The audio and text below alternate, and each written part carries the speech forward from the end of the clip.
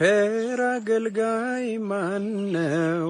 ለንጉሥ የታመነ መክሊቱን ያልቀበረ አትርፎ የከበረ ነበርኩ። ከዛ ወጥቼ ነው ስላለ ነው ካልተሳሳትኩኝ አይደለ?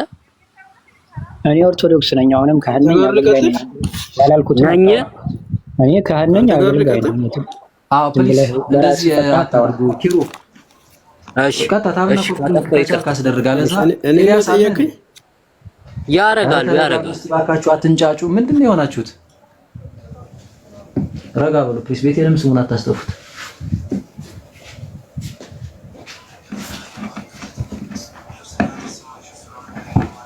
አርጓ አንዴ እሺ፣ ሞቶ ይግባ። አታሳፍሩኝም የተዋዱ ልጆች።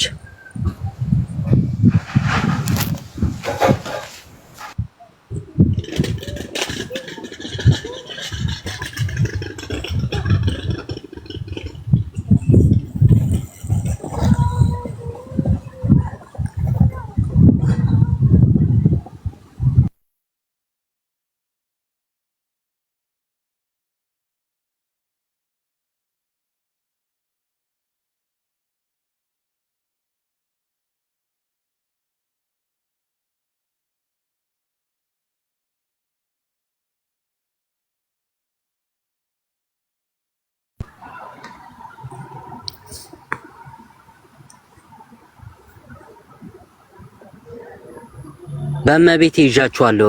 ከስር ያላችሁ የምትሳደቡ ሰዎች ማለት ነው። እሺ አግኝቻለሁ መጽሐፉን እንትን በሉ። እኔ ፍሪስ ኦርቶዶክሳውያን በተለይ ሆናችሁ የምትሳደቡ ካላችሁ አልፈልጋችሁም ብሎ ካርጋችሁ ይውጡ። እኔ እንደዚህ ብዬ አላውቅም። ማረ ማን ተሰርበ ችግር የለም የተማሩበት ስለሆነ ይስደቡኝ፣ ግድ የለም። ይቅርታ አድርግልኝና በጣም ባለጌ ነህ ወንድሜ። ወይ መውጣት ፈልገሃል ምናምን ምን ሆነ ነው? ዲያቆንዬ ችግር የለም። እኔ ኃላፊነቱን ልውሰድ። በቃ የምትሳደቡ ሰዎች በመቤቴ ይዣችኋለሁ። በእናታችሁ እውነታውን እንወቅ። አሁን ኦርቶዶክስ ነኝ እያለ ነው። እውነታውን እናጋልጥ ማለት ነው። አትሳደቡ። ኮፒ ሼር ሊንኩን ማለት ነው እናሳድገው። እኔ እንደዚህ ብዬ አላውቅም። ተለመን ኮሜንቱን ዝጋውና የሚፈለገው ቦታ ይድረስ ታው ምናምን ከዛ አየው ቀምታ ነው እንዴ ወደው ገብቻለኝ። እሺ አሁን ሁላችሁም ታብታብ አድርጉ። ቢያንስ 150,000 እናድርሰው አንዴ ከመጀመሩ በፊት አፍጥኑት። ከዛ በተረፈ ኮሜንቱን አትዝጋው፣ ምክንያቱም እንዳታወርዱኝ ስጋት አለኝ። እንዳታወርዱኝ ኮሜንት ታወርዱኝና ከዛ በኋላ ፈርቶ ሸሸ ልትሉ ነው። እንዳታወርዱኝ ይሄው ቀድሜ እየተናገርኩ ነው። ለዛ ነው የተናገርኩት። ባለፈው የተጠቀማችሁት እንደዚህ ስለነበረ ነው። አውርዳችሁ ስታበቁ ከታች እንዳ አንዴ ኮሜንት አያድንም። እንደዛ ማድረግ ከፈለግን ሚዩት አድርገው አንዴ። በቃ ቀጥላው ሚዩት አድርገው አንዴ። እንደዛ ማድረግ ከፈለግን ኮሜንት አይደለም የሚያድና። ኮሜንት ስለተከፈተ እንደዛ አታድርጉ ብሎ የሚያዘን የለም። ግን ህሊና አለን አናደርግም። ሚዩት አታብራ እባክህ፣ ሚዩት አታብራ። በቃ አሁን እንቀጥል። ኮሜንት ላይ አንዴ ስድብ አያስፈልግም። ምንም አይነት ስድብ ታሳየኝ። ግን አንዴ ወንድሜ አንዴ ኔጌቲቭ የሆኑ ነገሮች ምንም እንዳትጽፉ። አንዴ የተጀመረ ይለቅና ከዛ ወደዛ ስለሚካሄድ ማለት ነው። ሶ ታብታቡን አንዴ ያፍጥኑት። እሺ 150 ይግባ አንዴ 150,000 ቶሎ ኮሜንት ይዘጋ አንዴ። ከዛን ክርስቶፎሮስ ትቀጥላል። አንዴ አፍጥኑ። ባይዘጋም ያደርጋሉ ብዬ አስባለሁ። ባይ እንደዛ ይሻላል ወንድማችንም ከሚሰጋ። አዎ ፒስ ቀጥል። እሺ እንኳን ደህና መጣችሁ። ናቲም ዲያቆን ናቲም ይገቡን። አትሚ አንዴ ና ወደዚህ። ምን ይላል አንብብልኝ እስቲ አንዴ። ቶሎ በል ፈጠን አድርገን እንጨርስ ነገር። ምን ሁላ ምንድን ነው የሚለው? ይሄ የክርስትና ይነበባል። መጽሐፍ ቅዱስ ነው የምታሳየኝ? አንብብልኝ። ቆይ ዝም ብለህ አንብበው። ምን ይላል የክርስትና? ለምን አነባለሁ ዝም ብዬ? መጽሐፍ ቅዱስ ነው የምታሳየኝ? አሁን እኮ አይደለም ስማኝ፣ እየተነጋገርን ያለ ነው። ቆይ ስማ እና መጽሐፍ ቅዱስ ላይ አሁን መካነ ኢየሱስ እሱ መጽሐፍ ቅዱስ አይደለም። መጽሐፍ ቅዱስ ላይ እኮ አሁን ስለ መካነ ኢየሱስ አይደለም የምንነጋገረው፣ ስለ መዳን መካነ እኔ ነኝ የሚውት ያረኩ ባይዚ ስለ መዳን አናግረኝ። መካነ ኢየሱስ ጥምቀት ለመዳን አይደለም ብላለች ያላልከኝም ቅድም? ለምን ሚውት ታደርጋለህ? ለእምነት ለምድናለች አይደለም እያልኩ ድናለች አይደለም ያልኩት። ታችኛው ባላምበራስ አባከን ተረጋጋ። ቆይ እኔ ማንም ሰው ሚውት አያርገው ፕሊስ። ተው ሊያመልጥ ነው ይሄ ልጅ እኮ የሚፈልገው ወንድም አለም። ቅድም መካነ ኢየሱስ ጥምቀት ኮንፊደንስ ነው እኮ ማወራ። ሚውት አታደርገው። ያድናል የሚል ትምህርት የለው። ለምንድን ነው ያድናል? እሺ ስለዚህ እሱ ላሳየ ነው። አንተ በነፃ ውይይት ነው ይወያይ። ሚውት ሳታደርግ ሚውት አድርግ በቃ። እስቲ አንተ ለምን ሚውት ማታደርግ? ምን አይነት ጉድ ነው ወይ ፍርሃት። እሺ አትሚ መካነ ኢየሱስ ጥምቀት ለመዳን ነው ብላ ለኃጢአት ስርየት ነው ብላ አታስተምርም ስላልከኝ ጥምቀት ያድናል ብላ አታስተምርም። በቃ እሱን እንየው። ቆይ አንዴ አንብብልኝ እዚህ ጋር። እሺ እዚህ ጋር አንብብልኝ አንዴ አብሬልኝ አንዴ። እሺ መጽሐፍ ቅዱስ ነው ግን የምታሳየኝ? የመካነ ኢየሱስን የእምነት መግለጫ ነው የማሳየው። ወንድም ማለት ነው የምታሳየኝ? የመካነ ኢየሱስን የእምነት መግለጫ ነው የማሳየው። እሺ አዎ ስማኝ። እሺ ምን ይላል እዚህ ጋር? የኢትዮጵያ ወንጌላዊት ቤተክርስቲያን መካነ ኢየሱስ ይነበባል አይደል? መካነ ኢየሱስ በሉተራውያን መግለጫዎች የእምነት መግለጫዎች ላይ ያላትን አቋም በመተዳደሪያ ደንቧ እንደሚከተለው ገልጻለች ይላል። ስለዚህ ይሄ ምንድነው? የመካነ ኢየሱስ የእምነት መግለጫ ያለበት ነው ይላየው። የክርስትና ትምህርቶች እና የእምነት መግለጫዎች ብሎ እነዚህ ነገሮች አሉ። በእንግሊዘኛም አለ። እዚህ ጋር ስነብብሃለሁ። ተረተኛል ይታያል። ግን ጎበዝ ይታያል። አትሚ እኔ አሁን የምታሳየኝ እኮ መጽሐፍ ቅዱስ ነው ወይ የምታሳየኝ? እኔ እኮ አሁን የመካነ ኢየሱስን የእምነት መግለጫ እንዴ እኔ አላምንበትም። አሁን በዚህ በምታሳየኝ መጽሐፍ ቅዱስ ነው የሚያምነው። ነገርኩ በቃ ችግር የለውም። ለምን አላማ እንዳመጣው ታውቃይ አንዴ ነግረህ እኔ አይደለም የዶክተር አይደለም የመጽሐፍ ቅዱስ ነው ባይዘው መካነ ኢየሱስ ሊካፈል ይችላል፣ ሊከታተል ይችላል። ዶክትሪኑን እከተላለሁ ማለት አይደለም። ይሄ ሰዎች ተደራጅቶ የጻፉት ነው። አላምንበትም። በዚህ ሰማይ ቆይ እሺ ሰማይ አታምንበትም። ሰማይ ሰማ እስቲ ቆይ አዳምጥ። ቅድም እሺ ቀጥል። መካነ ኢየሱስ ጥምቀት ለድህነት ነው ብላ አታስተምርም። ጥምቀት የኃጢአት ይቅርታን ያስገኛል አታስተምርም። እኔ ከኦርቶዶክስ ነው ወደ መካነ ኢየሱስ የመጣሁት። ስለዚህ ላስተምር አልቀበለውም። እኔ መጽሐፍ ቅዱስ ነው የሚያምንበት። መጽሐፍ ቅዱስ ነው የሚያምንበት። ወጣ እሺ ሚውት አድርገህ ሳትወጣ ሚውት አድርገህ በቃ። አንተ ዝም ብለህ ነው የምታጭበረብረው። ምንም አታውቅም። ምንድነው የምትጭበረበረው? ክርስቶፎር ከአንገቱ በላይ ውሻ የሆነ ነው። እውነት እኮ ነው። እሱን አታምንም? በቃ እውነት ነው። አዎ እሺ። ስለዚህ ደስ አላል። ሚውት አድርገህ ቁጭ በል። ሚውት አድርገህ ቁጭ በል። እሺ ከተዋህዶ ቀጣይ ወደ አንተ እሺ ያለ ያለው ለምን ታወርደዋለህ እንዴ? በቃ ከኔ ጋር አውራ። ይሄ እኮ መሸነፍ ነው፣ በሐሳብ መሸነፍ ነው። ለምን ታወርደዋለህ? ምን ጥቅም ስለሌለው ለምንድነው በማድረግ በመሳደብ ሰውን ለማሸናነፍ አይደለም። ባይዘው እኔ እንደ ክርስትና ስነ ምግባር ነው የምነግራችሁ እንጂ ቤቱን ማድረግ እኔማ አላወራህ እኮ ነው የገባሁት ወንድሜ። በቃ ስለዚህ ተረጋጋና ሚውት እንድታደርገኝ አልፈልግም። ሐሳቤንም ሳልጨርስ እንድታወርደኝ ከረበሽ አይደለም ሚውት ብሎክ አድርጌ ያስነብታለሁ። ይሄን ላረጋግጥ ወዳለሁ። ከፈራህማ አንተ ሳታወርደኝ እኮ ራሴ እሄዳለሁ። ገባ? አልፈራም። ላዋራህ ነው ልናወራ ነው። ስለዚህ አሁን ተረጋጋ። ቆይ ኦኬ። ስለዚህ እሺ እኔ ሚውት እዮባ አንዴ አውራ። ቆይ ቻርጅ ልሰካ። ቀጥል አውራ ከዮባ ጋር እንዴ። ካንተ ጋር እናውራ እንጂ አንተ ጋር አይደለም ልንወያይ ገባ አለ። እኔ አንተ ጋር አይደለም ልንወያይ ገባ ያልከኝ ኦርቶዶክስ ነኝ ስላለ አንዴ ኦርቶዶክስ ነው አይደለም የሚለውን በትክክል አንዴ ሚውት ዝም ብለህ አዳምጥ። ክርስቶፎር ዝም ብለህ አዳምጥ። ሚውት አታድርጉ።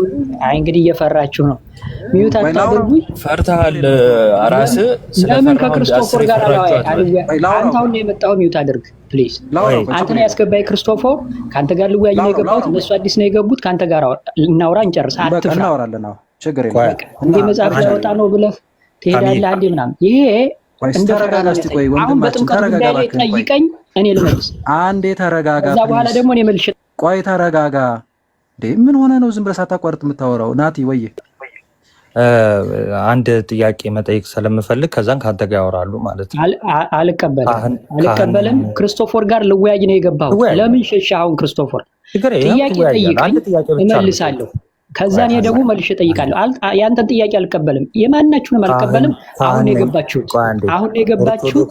ከእሱ ጋር ከተወያየን በኋላ ትጠይቁኛላችሁ። እሺ ቆይ አንዴ ላውራ። ፕሊስ ሚውት አድርጉት። ችግር የለም ታወራላችሁ። ውጣልን ብላችሁ በቃ አልቻልንም ውጣልን ካላችሁ እኔ በሰላም እወጣለሁ። ወንድሜ ይቅርታ ወንድም አለም ቆይ ምክንያት እንዳያደርግ ችግር የለው መጨረሻ ይጠይቀዋለህ። እንደዛ ግን ምንም ቀደም ከኔ ጋር የተነጋገርነው ነገር ስላለ ኦርቶዶክስ ነኝ ያለ ከዛ ግን እንጀራ ያን ያለው ሶ ምንም ቀደም ስለተነጋገርን በኋላ ላይ ወይ ነግራቸዋለሁ ስላሰማቸው ቆይ ሳሚዬ ነው ትላንትና ከሱ ጋር ስለተወያየን ካህን ነበርኩ ታቦት ተሸክም ያለው ስላለ እንግዲህ ካህን መሆኑን የካህን ጥያቄ ጠይቃለሁ። በቃ እሱን ጥያቄ ትመልስልኛለህ። ከዛ በኋላ ከሳሚዬ ጋር ትቀጥላለህ ማለት ነው። በቃ ጥያቄው ምንድነው? ምን ታደርግ ወንድማችን፣ አንተ ጋር አላወራም። ምክንያቱም አሁን ጥያቄ እኮ ነው ወንድማችን፣ እየገባኝ አይደለም። ሲምፕል እኮ ነው። ቀጥለህ ትጠይቀኛለህ። መጀመሪያ እሱ ይጠይቀኝ፣ ከሱ ጋር እንጨርስ። ስለምትወጣ ነው ባይዚ ትላንትና አስወጥተኸኛል ሳልጠይቅህ። በቃ እኔ ነኝ የምወጣውና እንዳታስወጡኝ ፕሊዝ። የምትንጫጩትም ለዛ ይመስለኛል። አንዴ ከላይ ይንጫጫል ማነው ወንድማችን፣ ቀጥሎ ከታች፣ ቀጥሎ አንተ። እኔ ጋር ልታወያይ ነው አይደል የገባሁት? ግባ ብለኸኝ ነው የገባሁት። ግባ ብለኸኝ ነው የገባሁት። ክርስቶፎረስ አንተ ጋር እንጨርስ። ክርስቶፎረስ ወይ ይቅርታና አልጠየቅም ናቱ አይጠይቀኝም ካለ መውጣት ይችላል። ሲጀመር ስለማያውቅ ተንበጅብሏል ማለት ነው። እኔ ራሴ በጣም የምትንጫጩት አንዴ ምንም የማታውቅ ሰው ነህና ስለፈራ ነው። ውጣ ደግሞ አንተን ሽሩሩን በል እንዴ ካልጠፋ ጊዜ ባሪ። እውነት ለመናገር ፈልጌው ነበረ። ቅድምም ገብቶ ልክ አንድ ጥያቄ እንደጠይቀው ወዲያውኑ እኔም አንድ ጥያቄ ጠይቃለሁ ምናምን አይነት ነገር ድራማ ውስጥ ገባና አይ ርዕሰ ጉዳይ አለ ሰው ያንን ነው የምንቀጥለው። በዛ መሀል ግን ትጠይቀኛለህ፣ ጠይቃለሁ፣ ችግር የለውም ስለው ራሱ ፈርቶ ወጣ ማለት ነው። እና ወጣ። ከዛ አይ ፈርተህ ነው የወጣኸው የሚደረገው እንደዛ ነው ምናምን ብዬው ትንሽ ከስር ሲሰማ ነበረ። ተመልሶ ገባ። ግን አሁንም ምክንያት አገኘ ማለት ነው። አየዋል። እና ይሄ በጣም በነገራችን ያሳዝናል። በጣም ከፈራ ቅድም ቆይቷል። እውነት ለመናገር ምክንያት ፍለጋ ነች። እና እንደዛ ነው። ምንድን ነበር ግን እናትዬ እስቲ ቀጥል ዲያቆን። እሺ ቴንክ ዩ ሜቢ አሁንም ችግር የለውም መልሼ ከዛ በኋላ እወያያለሁ በተነሳው ርዕስ የሚል ከሆነ አስገባ አሁንም ቢሆን ማለት ነው። ትላንትና ምንድነው ካህን ነበርኩ ታቦት ተሸክም ያለው ምናምን ሲል እንግዲያውስ አልኩና ገባውና ጥያቄ ጠይቆ ነበር። ያንን ጥያቄ እኔ መልስላለሁ ከዛ እኔ ጠይቃለሁ ብዬው ልክ የሱ ጥያቄ ሲመለስ ከዛ በኋላ አስወርዶኛል ማለት ነው። ባይዜ እንዳጋጣሚ ስክሪንሻት ስላደረኩት ግሪን ስክሪን አድርጌ ማሳየት እችላለሁ።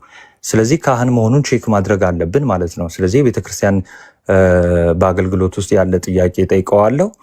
ከዛን እሱን ከመለሰ በቃ አንድ ጥያቄ ነው። ከዛ በኋላ የካህን ነበረ ካህን ማወቅ ያለበትን ያውቃል ብለን እናልፋለን ማለት ነው። ካልሆነ ግን እንዲህ አይነት ሰው ምን ይልሃል? አይ ከተወያየን በኋላ እንትን ልመልስ ማለት ከዛ በኋላ ለመውጣት ነው። ለዛ ነው ኦርቶዶክስ ነኝ እኔ እንዲህ አልቀበልም እንትና እንዲህ እያሉ ሊያሳስቱ የመጡ ስለሆኑ አሁንም ከስር ካለ ግባና ይኸው ካህን መሆኑን ቼክ አስደርግ እንትን በል ኮንፊርም አስደርግ። ከዛ በኋላ ከክርስቶፎሮስ ጋር ትቀጥላላችሁ ማለት ነው። ካለ አስገባው ሳበው። እውነት ለመናገር በጣም ደስ ይለኛል። ግን ምንድነው መሰላችሁ ቅድም ራሱ 10 ነው ጣልቃ የሚገባው ሌሎችን ሳያዋራ ምናምን እና ታገስኩት በቃ በጣም ማለት ነው በጣም እና ግን እንትን ብሏል ርዕሱ አይ ቲንክ አልተመቸውም ይመስለኛል። ከሰሞኑም ኤርሚያስ እንደዚህ ይሄንን መርጦ እንደውም እኔ እንትን ጋብዤው ነበር እምነት ብቻ የሚለው መጽሐፍ ቅዱሳዊ ነው ወይስ አይደለም በሚል እንወያይ ብዬና እኔው እንደዚህ አይነት ርዕሰ ጉዳዮች ብዙ አይመቿቸውም ይጋለጣሉ። እኔንም ሲገባ ኦርቶዶክሳዊ ክርስቲያን ነኝ ብሎ እንዲያውም በግዝ ነው በቃ የሆነ ለመናገር ይሞክረውና ለማንኛውም ብዙ ነው የፈራው እውነት ለመናገር ለምን እንደሆነ አላውቅም። ያው ድራማዎች ምናምን ስለሆነ ብዙ ጊዜ የሚሰሩት በጣም ብዙ ማለት ነው ብዙ ስታገሰው በቃ ይገባል ምናምን ጣልቃ ላይ ይገባል እና አይ ዶንት ኖ ካለህ ግን እውነት ለመናገር በክብር እናወራሃለን። አሁን የወንድማችን ዲያቆን እናቴ ጥያቄ እኔ ያን ያህል ካልፈለገውም ባይዙ ምንም ችግር አልነበረውም።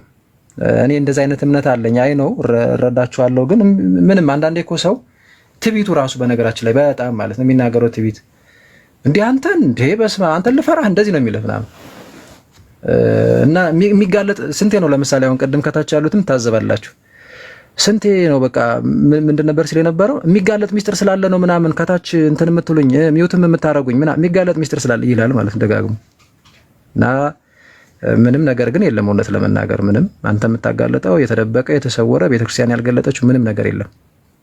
ሶ መግባት ይቻላል። አሁንም እኔ በሩ ክፍት ነው። እኔ ግን ሁለት ነገር ምርጫ ነው የምሰጠው። ከቻልክ ብትመልስልን ያኛውን አገልጋይ ነኝም ስላልከን አለመሆኑን ግን እንደዛው እኮ ያፈርሰዋል የሚገርማችሁ። ካልሆነ ግን እኔ ችግር የለውም ገብቶ ቢወያይ ለጊዜው ፈቅደንለት መጨረሻ ላይ መልሳለሁ ስላለ ውይይቱ በትክክል የማንግባባ ከሆነ አስቆመ ነው አይ በቃ ይሄኛውን ብትመልስ ምናምን ብለን እንዲመልስ ማድረግ እንችላለን። ኤኒሃው ባይወጣ መልካም ነበር ባትወጣ። ካለ ግን ግባ ከስር ትኖራለህ ብዬ አስባለሁኝ።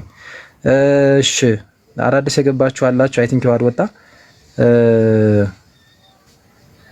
ዮኒ እንዴት አለ የምትሉት ወይ የሆነ ነገር ካለ የምታሳዩት ምናምን አለዛ እየገቡ እየተወያየን እንቀጥል። ምንም ርዕሰ ጉዳያችን ማስቀጠል እንችላለን። ኢዮባም ከተመቸ የምትለው ነገር ካለ መናገር ትችላለህ። አንተሽም እንደዛው። ሌሎቻችሁ ማን ነው ሌላ? ኪሩ ቅድም የቆየ ወንድም ነው። እሺ የሚገባ ሰው ካለ ውይይቱ ላይ ግቡ። እንግሊዙ ካልገባ ከመጣ ሰየው እንዴት አለ ይሁንዬ? እግዚአብሔር ይመስገን። እናቱ ኢዮባ ሁላችሁንም ሰላም ብያለሁ። እዚህ ያላችሁ ወንድሞች ከታችም ያው እሱ የሚገባ ከሆነ ይግባ፣ ካልገባ ወይ ሌላ ሰው ይግባ። እንደዛ ይሻላል። እሺ አንድ ቁጥር ጻፉልኝ። እንደቀደሙ ቅድም በጣም ብዙ ወንድም እህቶች አንድ ቁጥር ሲጽፉ ነበር። አትሚ ደግሞ የገረመኝ ስግጥ ብሎ መካነ ኢየሱስ ቤተክርስቲያን ነኝ አለ። ኦኬ ከማለት ቸርች ከዛ ነው የመጣሁት አለ እና ከመዳን ጋር ግንኙነት የለውም ጥምቀት የኃጢአት ይቅርታን አያስገኝም። ምንድነው ከኃጢአትና ከሞት አይቤዥም ጥምቀት ከመዳን ጋር ጭራሽ ነው ግንኙነት የለውም። እንደዛ ነው የምታስተምረው መካነ ኢየሱስ አለ። መጽሐፉን ሳመጣ ግን ምን አድርጎ እንደረበሸ አይታችኋል አይደል? ቀጥታ ወደ ስድብ ወደ እንትን ነው የገባው። መጽሐፍ ቅዱስ ካልሆነ አልሰማህም አይነት ነገር። ለምን ውሸቱ ሊጋለጥ ነው። እና ጴንጤ ምን ያህል ደፋር እንደሆኑ የጴንጤና ፕሮቴስታንቱ ምን ያህል ደፋሮች እንደሆኑ በዚህ እንረዳለን። እና እንዳው ረጋ ሰከን ብትሉና አስተውላችሁ ብትናገሩ። አሁን እዚህ ጋር ምንም ለብሽሽቅኛ ኦርቶዶክሳውያን እንኳን እንጋብዛችሁ እውነት ለመናገር በቃ ለትምህርት እንድታመልጡ እንድትድኑ ከገባችሁበት ጨለማ እንድትወጡ ነው የምንፈልገው። እሺ አንድ ቁጥር ጻፉ ላስገባ። ወንድሞችም ባሉ ከነሱ ጋር ትቀጥላላችሁ። እኔም ደግሞ እድል ሳገኝ እቀጥላለሁ። አንድ ነን እኛ፣ ምንም የተለየ ነገር የለውም። ኢዮብ ቢያወራ ዲያቆን ናቲ ቢያወራ ኦራንትሽ ናቲ ምንም ችግር የለም። ጻፉልኝ ፕሮቴስታንቶች ካላችሁ መዳል ላይ። እሺ ፕሮቴስታንት የሆነ ብቻ እሺ የኛ ልጆች ገብታችሁ የሆነ ስሜት ለመናገር ምናምን አትግቡ። እሺ አንድ ሰው ስብ ያለው ሃና ሄሎ ሰላም ላንቺ ይሁን ሃና፣ እንዴት አለሽ? ጤና ይስጥልኝ። እንደምን አላችሁ? ከላይም ከታችም ያላችሁ ሰላም ክርስቶስ ይብዛላችሁ። እግዚአብሔር ይመስገን። ከየት ቤተ እምነት ነሽ? ንግግርሽ ግን የኛ ነው የሚመስለው። አዎ እኔ ኦርቶዶክሳዊት ነኝ። ታዲያ ፕሮቴስታንት አንድ ቁጥር ጽፋችሁ ግቡ ሲባል እኮ መግባት አልነበረብሽ ማንዬ? እሺ በጣም ይቅርታ፣ ግን አንድ ነገር ለመናገር ብቻ። ይሄ አሁን ገብቶ የነበረው ሰውዬ ችግር የለውም እንተው አይሻልም? እንዳናዳምጥ እያደረገን ስለሆነ ችግር የለውም የሆነ ማለት እንትን ባይል በሚል ነው። ችግር የለውም ሀንዬ። አንዳንዴ እንደዚህ ስንታገስ አይ ቲንክ ተረዱን። እሺ አንዳንዴ ጥበብ መጠቀም ጥሩ ነው። አሁን የቅድም እንደዛ ሲረብሽ ስታገሰው የነበረው ሆን ብዬ ነው፣ በቃ እንዳያመልጥ ስለፈለኩ ምናምን ለዛ ነው። በቃ እናመሰግናለን። ሌላ ጊዜ ሀሳብ ሰጣላችሁ፣ ሀሳብ ስጡ ስንል እሺ ሀንዬ። እሺ ሌላ የሚገባ ሰው እሺ እታችን ፕሮቴስታንት ሆኖ የሚገባ ሰው ፕሮቴስታንት የሆነ ሰው ሆኖ ሳይሆን የሆነ ማለት ነው። አንዳንዴ እኮ ንግግሮቻችን ራሱ እናንተ ሃርድ ናቸው። እሺ አንድ ቁጥር ጻፉ እንጂ መዳን ላይ ሲባል ባይዙ በጣም ሌላ የሆነ ሚራክል ነገር አለ የምናነሳው። ብዙ ጊዜ ሰው የሚድነው እንዴት ነው የሚለውን ነገር ካስፈለገ እንዳገባባችሁ ሚስጥረ ስላሴ ልናነሳ እንችላለን። ዛሬ ሽሽ ነገረ ክርስቶስ ላይ ያለዛ ደግሞ እንግዲህ ጥምቀት ላይ ቅዱስ ቁርባን ላይ ስራ ፍሬ ማፍራት ምናምን የሚሉ ነገሮች ነው ብዙ ጊዜ የምናነሳውና ዛሬ ልክ ያለሃለሁ። እሺ ሌላ ሰው አንድ ቁጥር ይጻፍልኝ ገስት የላከ ዲያቆንዬ። በቃ እኔ በጣም ነው የማመሰግነው በመቤቴ ብዙ ጊዜ ስለምከታተል ኦርቶዶክስ ነኝ ብሎ ስለነበረ ማለት ነው። ይሄን ነገር ኢሹ አድርገን አናንሳውና እንዲያወራ ፈልግ ነበረ። እኔና ወርዴ ሌላ ሰው ማለት ነው በእኔ ቦታ ተቀምጠና ታሽርሉን። እሺ ስለተረዳኝ ቅድም አመሰግናለሁ። እሺ ወንድም እሺ ሶሎ የሚል አካውንት ሰላም ሶሎ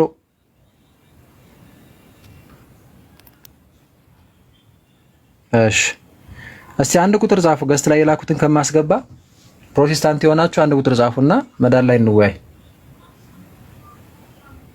ፕሮቴስታንት የሆናችሁ ሰዎች አንድ ቁጥር ጻፉ።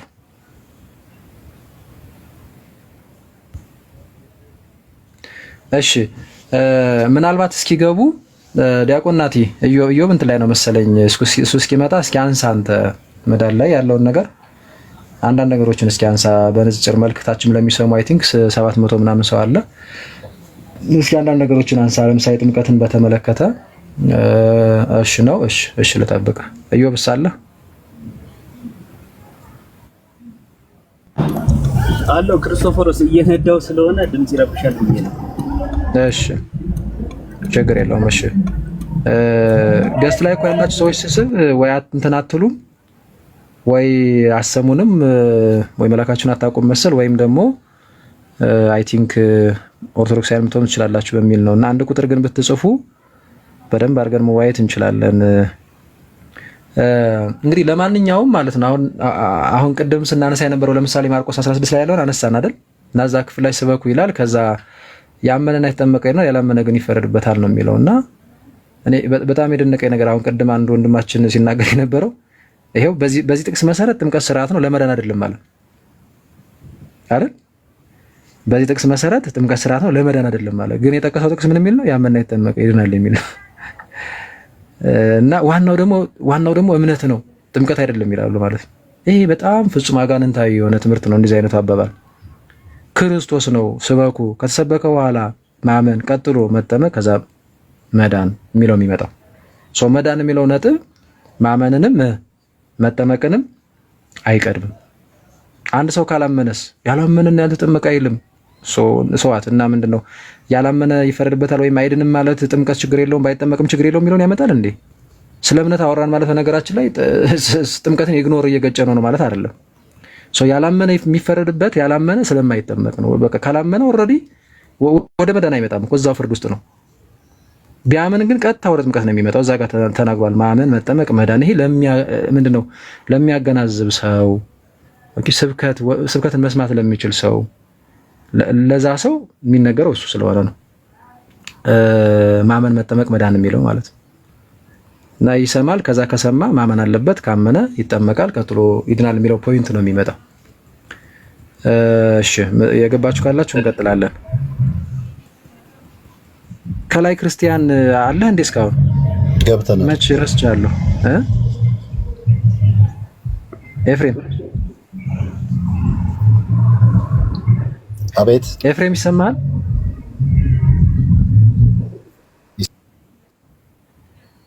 ማይክን አንሳት ወይ መልሼ ሚውት አደረኩ። አይገርምም? ልካ ኧረ በለው አንሳው። ይቅርታ እሺ፣ እልክልሃለሁ ብዬ ነው። አንሳው። እሺ ኤፍሬም ምንድን ነው? ፕሮቴስታንት። የት ጋር ነው ህብረት የምታደርገው?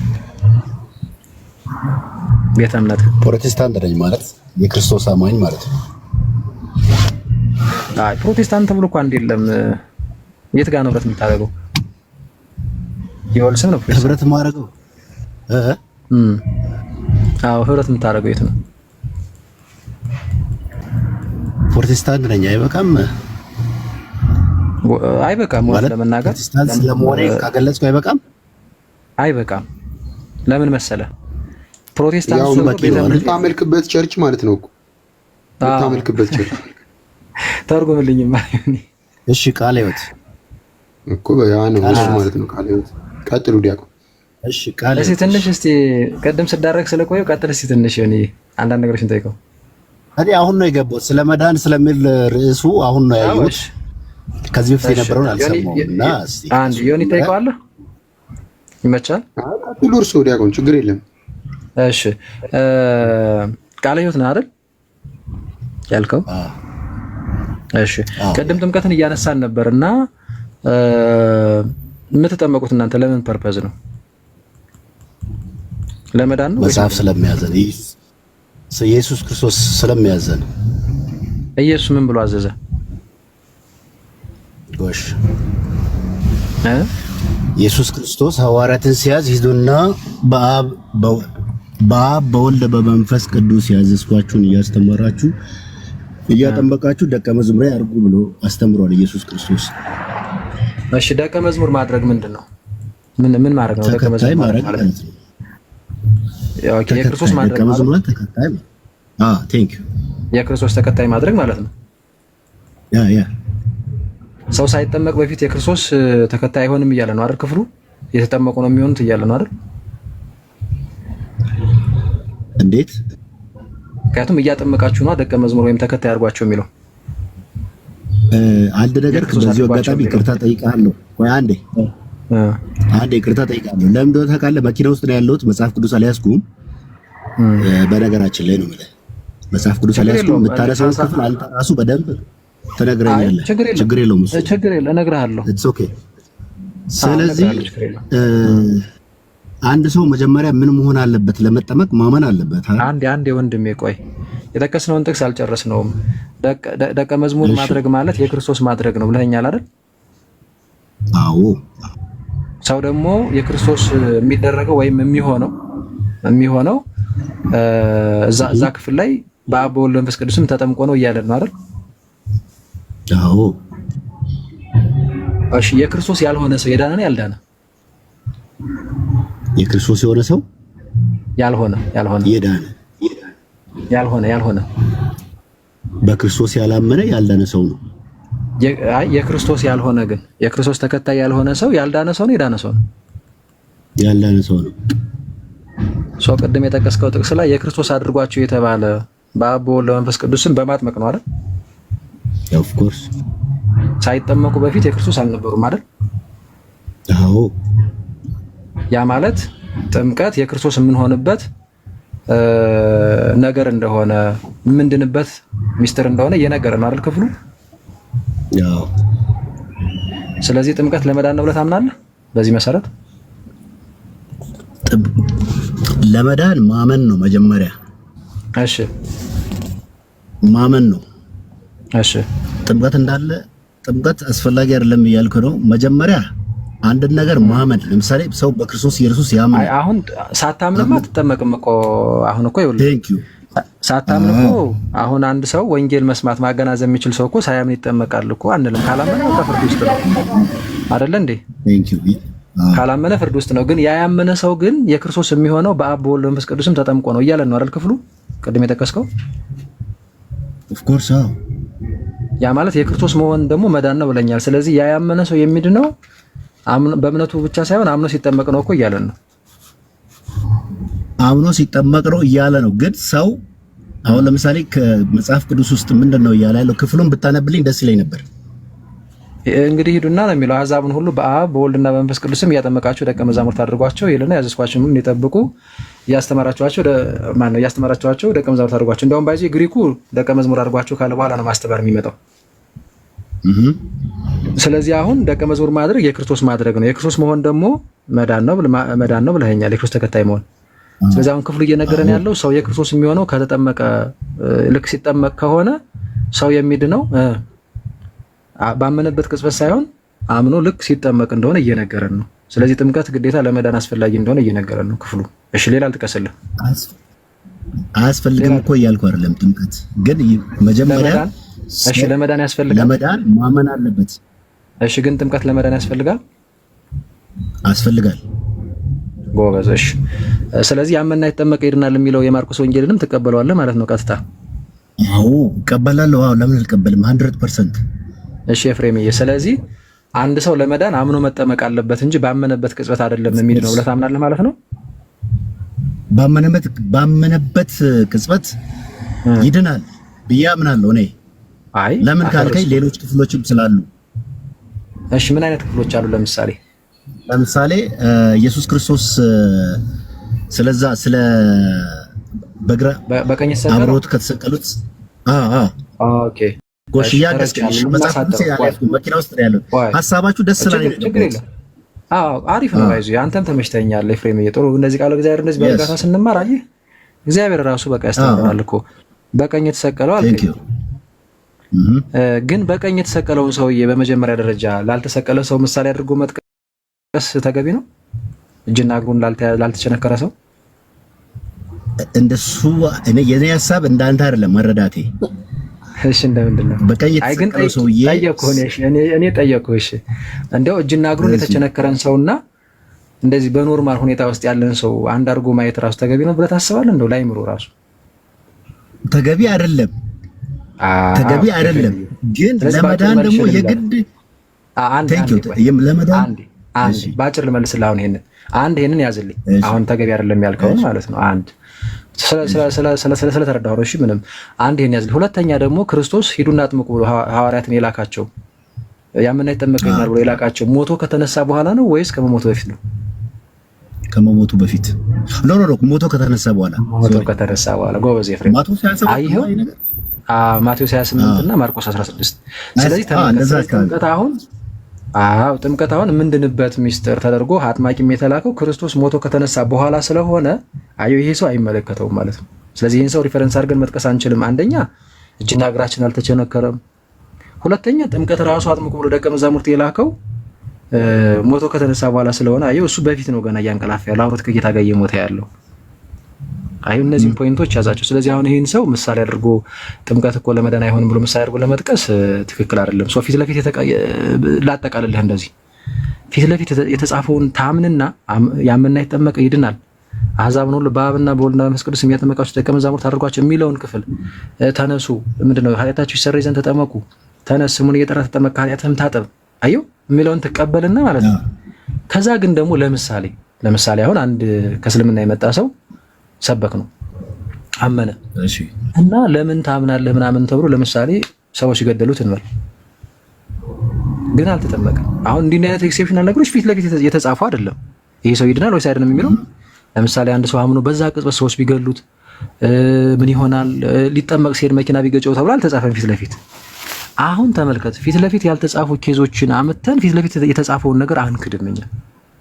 ተረተኛ ታዲያ እንዴት ነው የምናደርገው ካልከኝ፣ ፊት ለፊት የተጻፈውን ነገር ክርስቶስ ያመነ የተጠመቀ ነው የሚድነው ያለውን ለመዳን ማመንና መጠመቅ ያስፈልጋል ያለውን እንቀበልና እነዚህ ፊት ለፊት ደግሞ ያልተጻፉትን ነገሮች ደግሞ ለራሱ ለጌታ እንተውለታለን።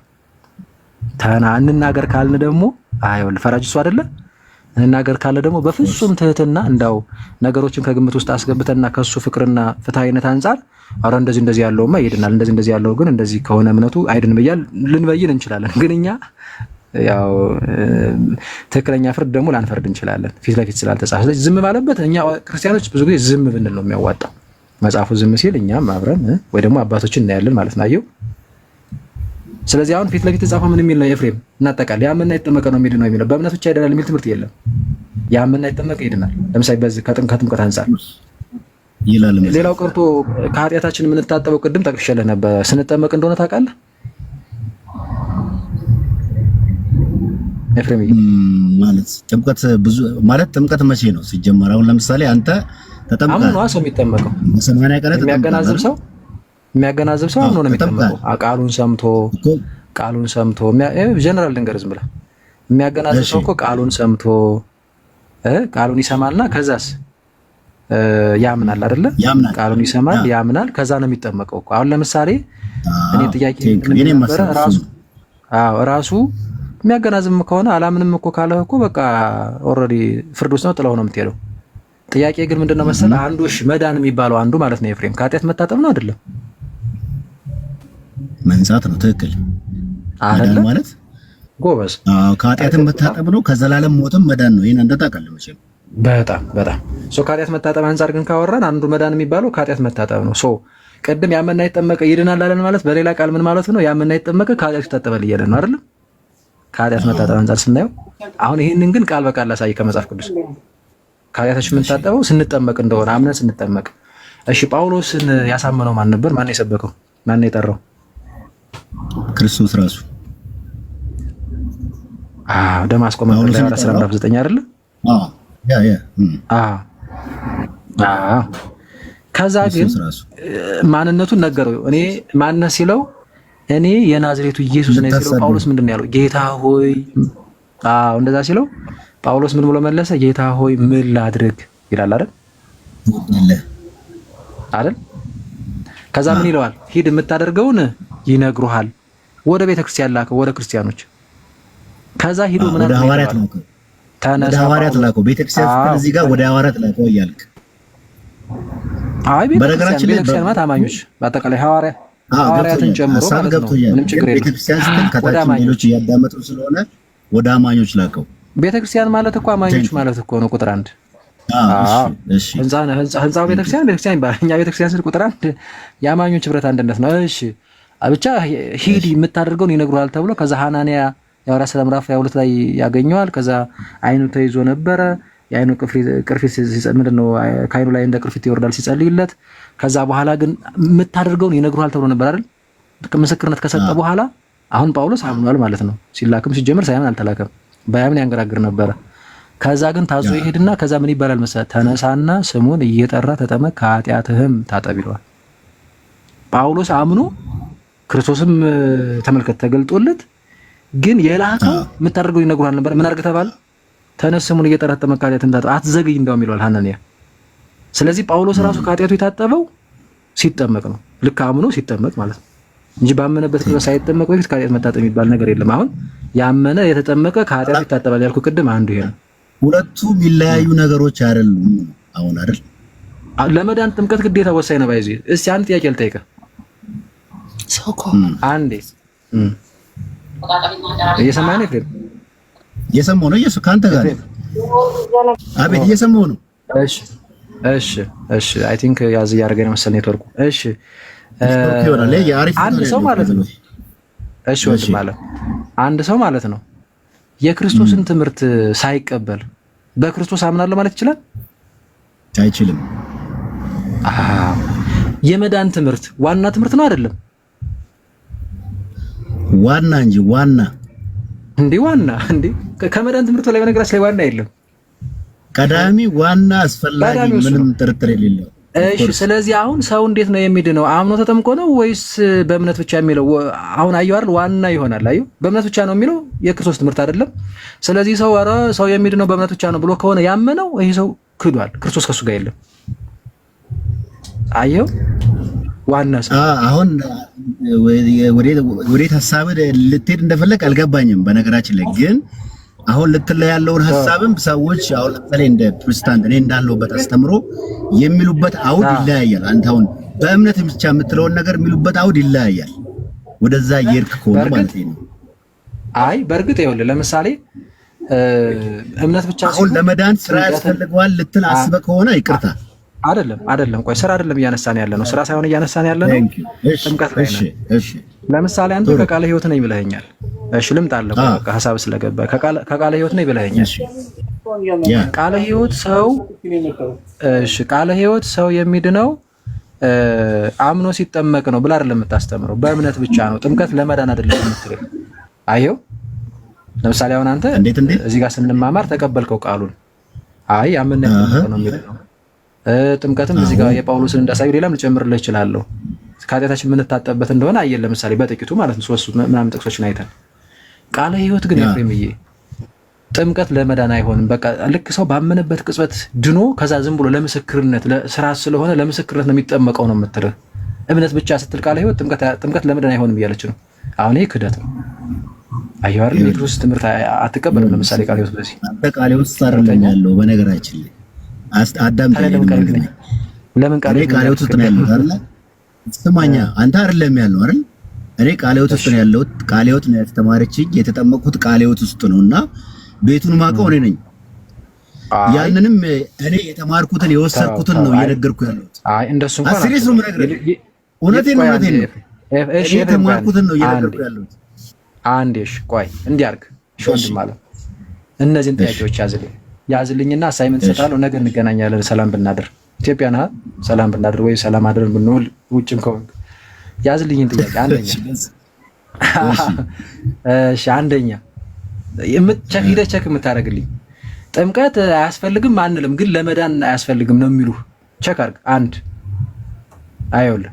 ስለዚህ ሰው እንዲህ በላቸው፣ ሰው አምኖ ተጠምቆ ነው የሚድነው ወይስ አምኖ ድኖ ነው የሚጠመቀው በላቸው። አምኖ ድኖ ነው የሚጠመቀው ነው የሚሉ አንድ። ሁለተኛ ስንጠመቅ ነው ከኃጢአታችን የምንታጠበው ወይስ ባመንበት ቅጽበት ብለህ ጠይቃቸው። ባመንበት ቅጽበት ነው በደሙ ብቻ ከኃጢአታችን የምንታጠብ ነው የሚሉ። ጥምቀትማ ለመዳን አይደለም፣ ዝም ብሎ ምስክርነት ነው። ዝም ብሎ ከሞትና ከትንሣኤው ጋር እንተባበራለን ምስክርነት ነው የሚሉ። ስለዚህ እኔ ቃለ ሕይወትን በደንብ ነው የማውቀው። ይዞ እንደዚህ ነው የምትለው እና እነዚህ ነገሮች ቼክ አድርግ፣ ችግር የለውም። አሳይመንቱን ልስጥህና ቼክ አድርግ፣ ችግር የለውም። አሁን ራሱ እኮ እዚህ ቁጭ ብለህ ማድረግ ትችላለህ። አንተ አሁን ቢዚ ካልሆንክ በስተቀር ሌላ ሰው ለመጋበዝ ካልፈለክ በስተቀር እኔ እዚሁ ልሰጥፍ እችላለሁ ማለት ነው። ምንም ችግር የለውም። እዚያው ሚውት ካደረግክ ማለት ነው ነገም ልገባ ይችላል። በነገራችን ላይ የሰጣቸውን ጥያቄዎች ማለት ነው። አሁን የሰጠኝን ጥያቄ አንተ ነገ የምንገናኝበት ሰዓት ተመሳሳይ ሰዓት ከሆነ ችግር የለውም። እኔ ኤፍሬምዬ እንዴት ነው ከመጽሐፍ ቅዱስ ራስ ይሄው እንድናርግ ሚውት አርግና ማለት ነው። ሚውት አርግና አሁን የጠየቅኩን አጠያየቅ በጣም በቃ መምሬ ከምትላቸው ፓስተር ደውለህ ቸካክ አይሻልም? ልጠብቅ እዚያው ትነግረኛለህ፣ ወይም ወርደህም ቢሆን እጠብቅሃለሁ። እኔ ትንሽ እስከ 3 ሰዓት 4 ሰዓት ገደማ ልቆይ እችላለሁ ምናልባት። አይሻልም? ኤፋ አለው ጎበዝ ኤፍሬም ሰጣለብኝ። እሺ ጠይቀህና፣ እሺ በቃ ጠይቆ ይመጣል። እሺ ቀሲስ ቡራኬ ድረሰን እንኳን ደህና መጡ። ክርስቲያን አለህ እንዴ? እስካሁን ቆይ ታወራኛለህ አንተ። ቢኒ እንኳን ደህና መጣ። ዮኒ ቅድም ሰላም ብለናል። ቀሲስ ይባርኩንና እኛ ውይይታችንን እንቀጥል። እሺ ሌላ የሚገባ ፕሬዝዳንት አንድ ቁጥር ጻፍልኝ። ቀሲስ አሉ ሰላም ብለውን ይባርኩን። የማይመች ቦታ ከሆነ ግን ችግር የለውም። ቢኒ እንዴት አለ? ሰላም ብለህ የሆነ ጥያቄ ሊጠይቅ ከቻልክ አንዴ። እሺ ወንድሜ እጠይቃለሁ። ቢኒ እንዴት አለ? አይ ቲንክ ስራ ላይ ሰላም ነኝ። ሰላም ነው። ይባርክልን ነበር። እግዚአብሔር ይመስገን። እንዴት ነው? ሁሉ መልካም ነው? ሁሉ ሰላም። ከእናንተ ናፍቆኛል። አለን ቢኒሾ ዘላለም እንዴት አለ? እንኳን ደህና መጣ። እሺ ቢኒ ቀጥላለን። አለው ክርስቶፎርስ አለው። ሁሉ መልካም ነው? ሁሉ መልካም እግዚአብሔር ይመስገን። አሜን። እንኳን ደህና መጣ። እሺ የሚገባ ፕሮቴስታንት ካለ አንድ ቁጥር ጻፍልኝ። ገስት ላይ የተላከ ይታየኛል፣ ግን የኛ ልጆች ታብታብ ሲያደርጉም ባይ ዲፎልት ሊልክባቸው ስለሚችል እኔ ብሩክ ለምንድን ነው የማትገባው? እስቲ ገባ ብሩኬ። በጣም እኮ ተከታተላለህ ግን አትገባም አንተ። ለምንድን ነው? ናገባ ልኬልሃለሁ ብሩኬ ግባታው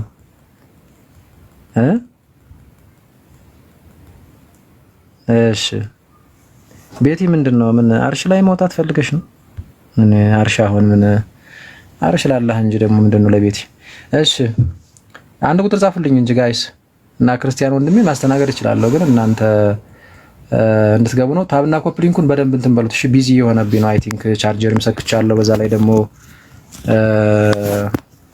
ሪፖርትም ይኖረዋልና ቤትሻ እንዴት አለሽ? እግዚአብሔር ይመስገን። እንደምን አላችሁ? እግዚአብሔር ይመስገን። እንዴት ነው? ሁሉ መልካም ነው? እግዚአብሔር ይመስገን። አንድ ቁጥር ጻፍ ስልትን ነው። ወንጌላ ማኝ ነኝ። ኧረ አይ ሌላ ደግሞ ለቀለሜ ሌላ አጀንዳ ስሚ ልታዘምችብኝ ነው አይደል? የምሬን ነው። ወንጌላ ማኝ ነኝ። ይሄንን እኮ ራሱ ይሄ የተፈጸመው ራሱ ተቀድሮብሽ ነው። እዛ ሰፈር እኮ ስለምትውይ በመቀደር አደጋ። አይ ከኛ ሌላ እኮ ነው ወንጌላ ማኝ አለ ብዬ ስለማዳምን እኔ ወንጌላ ማኝ ነው እንዴ ያልኩትኝ አላልኩኝ ብያለሁ። አይ አራጣም የሚሆነው ምን ነው አንዳንዴ እኮ ተቀድሮ እንደዛ ነው እንጂ እኔ ወንጌላ ማኝ ማኝ ነን ነው የምለው እኮ ብዙ ጊዜ። ፕሮቴስታንት ሲሆን እንዴ ፕሮቴስታንት ከዛ ደግሞ ጴንጤ እንላለን። ትንሽ ደግሞ እንትን ካልነው እንግዲህ ከፍ እናደርገዋለን። እሺ ቤትሻ የምትይዋለሽ ወይስ እናስተናግድ ልጆችን? እሺ ታችን ታብና ኮፕሊንግ ከፍ አድርጉት እንዲሳለጥ። ናዝራዊ ነው የሚለው ወይስ ናዝራዊት? ናዝራዊ ወይ እንዴት ነህ? ሰላም ነው ወይ? እንዴት ነው? እግዚአብሔር ይመስገን። ከየት ቤተ እምነት ነህ? እኔ ከፕሮቴስታንት። የትኛው ዲኖሚኔሽን ላይ ነህ? ወይም የት ነው እንትን የምትለው ህብረት የምታደርገው? ሙሉ ወንጌል። እሺ በጣም ረጋ ያልከው ወንድም ነህና በስርዓት የምናወራ ይመስለኛል። ወንድም አለም እሺ፣ ደህና ነህ? ሁሉ መልካም ነው? ሁሉ መልካም። አይ በስርዓት ነው። ምን ነው ሌላ ነገር አሰብክ? ኧረ አላሰብኩኝም። ድምፅህን ግን ማቆየ መሰለኝ ነው። ጥቂት ጥያቄዎች ለማንሳት ያሉኝን ጥቂት ጥያቄዎች ለማንሳት ብቻ ነው። አይ እኔ ያሉኝን ጥያቄዎች ይዤ መጥቼ ቤት ከፍቼ እንማማር እያልኩኝ አሁን እኔን ጥያቄ ሳትመልስ እንደው ያሉኝን ጥያቄዎች ላነሳ ነው ስትል ትንሽ ተው እንጂ መጀመሪያ አሁን እስቲ ዲስከስ እናድርግና እንዳየሩ ጸባይ እሺ ድል እንሰጥ እንችላለን። ሙሉ ወንጌል ላይ ከህፃነት ጀምሮ ነው ወይስ እንዴት ነው? ከልጅነት ነው። መዳን እያነሳን ጥምቀትን እያነሳን ነበር። ቀደም ሰምተናል። አይ አሁን የገባሁት በቅርብ ነው የገባሁት። እሺ ልጠይቅህና አንድ ሰው እናንተ ጋር የሚጠመቀው አንድ ያመነ ሰው እሺ አንድ ያመነ ሰው እናንተ ጋር የሚጠመቀው ለምንድን ነው? ያው ጥምቀት ከትምህርት በኋላ ትምህርቶች አሉ። የጥምቀት ትምህርት በቃ አምኗል እኮ ትምህርቱንም አልፎ አምኗል። በቃ አንድ ያመነ ሰው ለምን ነው የሚጠመቀው? ተምሮ ምናምን አምኗል። አንድ ህግ ስለሆነ ወይም የክርስቶስን ምሳሌ በመከተል መጥምቁ ዮሐንስ ጋር ያደረገውን የውሃ ጥምቀት እኛም ደግሞ መከተል ስላለብን ያው ምሳሌያችን ክርስቶስ እንዴ የመጥምቁ ዮሐንስን ጥምቀት ነው እንዴ የምትጠመቁት? ጥምቀት ምሳሌው ሌላ አለው ከዛ ውጪ እንዴ የመጥምቁ ዮሐንስን ጥምቀት ነው እንዴ የምትጠመቁት? የመጥምቁ ዮሐንስ ጥምቀት እኮ እንግዲህ የክርስቶስ ጥምቀት ከመጀመሩ በፊት ነበረ ለንስሐ ወደ ክርስቶስ ማቅረቢያ ያጠምቅ የነበረውና እንዴት ነው ትንሽ ግራ አጋብተኝ ነው ናዝራዊ። እሺ ክርስቶስ ደግሞ አልሻረውም አይደል? እዛው ሄዶ አላጠምቅም ብሎ ነበር። እሺ እኔ ልጥቀስልህ በቃ እንዲህ እናድርገው። እሺ ስለዚህ አሁን አንድ ሰው ለምሳሌ አንድ ሰው አመነ። እሺ አምኖ ከዛ ይጠመቃል። በእናንተም ኦኬ እሱን ያዝንና ግን ይህ ሰው የሚድነው ልክ እንዳመነ ባመነበት ቅጽበት ነው ወይስ አምኖ ሲጠመቅ ነው? ምርጫ ነው የሰጠው። አንድ ሰው አምኖ ሲጠመቅ ነው ወይስ እንዳመነ ነው የሚድነው? እንዳመነ ይድናል። ከተጠመቀ በኋላም የመዳን ሁለቱም ላይ ይድናል። እንደ ሁኔታው ህግ ማስቀመጥ አንችልም ማለት ለምን እንደ ሁኔታው ያልከው ማለት ነው። ለምን እንደ ሁኔታው ያልከው ለምን ይሄን ያልኩ መሰለ? ቀደም እንዳነሳኸው በመስቀል ላይ ሳሉ የተሰቀለው ሰው ጥሩ እሺ ተረድቻለሁ። አሁን እሺ ቆይ አንዴ እሺ ተረድቻለሁ። ቆይ እሱ ጋር እንመጣለን። እስኪ ማርቆስ 16ን እስቲ ልጥቀስልህና ያመነ የተጠመቀ ይድናል ያላመነ ግን ይፈረድበታል ይላል። እዚህ ክፍል ላይ ጥምቀት ለመዳን መሰረታዊ ጉዳይ እንደሆነ እየነገረን ነው ከእምነት ጋር ወይስ ምንድን እያለን ነው? መሰረታዊ ነገር ነው፣ ግን ኤክሰፕሽናል ኬዞች ሊኖሩ ይችላሉ። እሺ ግን ኤክሰፕሽናል ኬዞች ሲኖሩ እንደዚህ ይሁኑ ተብሎ ፊት ለፊት የተጻፈ ነገር አለ? የለም። ያው እኛ ሁሉን ቻይ ስላልሆነን ለሁሉ ቻይ አምላክ እንተዋለን። ጎበዝ ናዝራዊ በጣም ጎበዝ እውነት። ስለዚህ አሁን ፊት ለፊት የተጻፈውን ነገር እንቀበልና ፊት ለፊት ያልተጻፈውን ግን ለሁሉን ቻይ ለሆነው ለእግዚአብሔር ራሱ ለጌታ እንተውለታለን። በዚህ በጣም ተመችቶኛል ለመላለስህ። ስለዛ ግን በዚህ ክፍል አሁን ቅድም በጠቀስነው ክፍል መሰረት ግን ሰው ነው አምኖ ሲጠመቅ እንደሆነ ነግሮናል አይደል? እሱን ነገር ላውጣ። እሺ ማርቆስ 16:16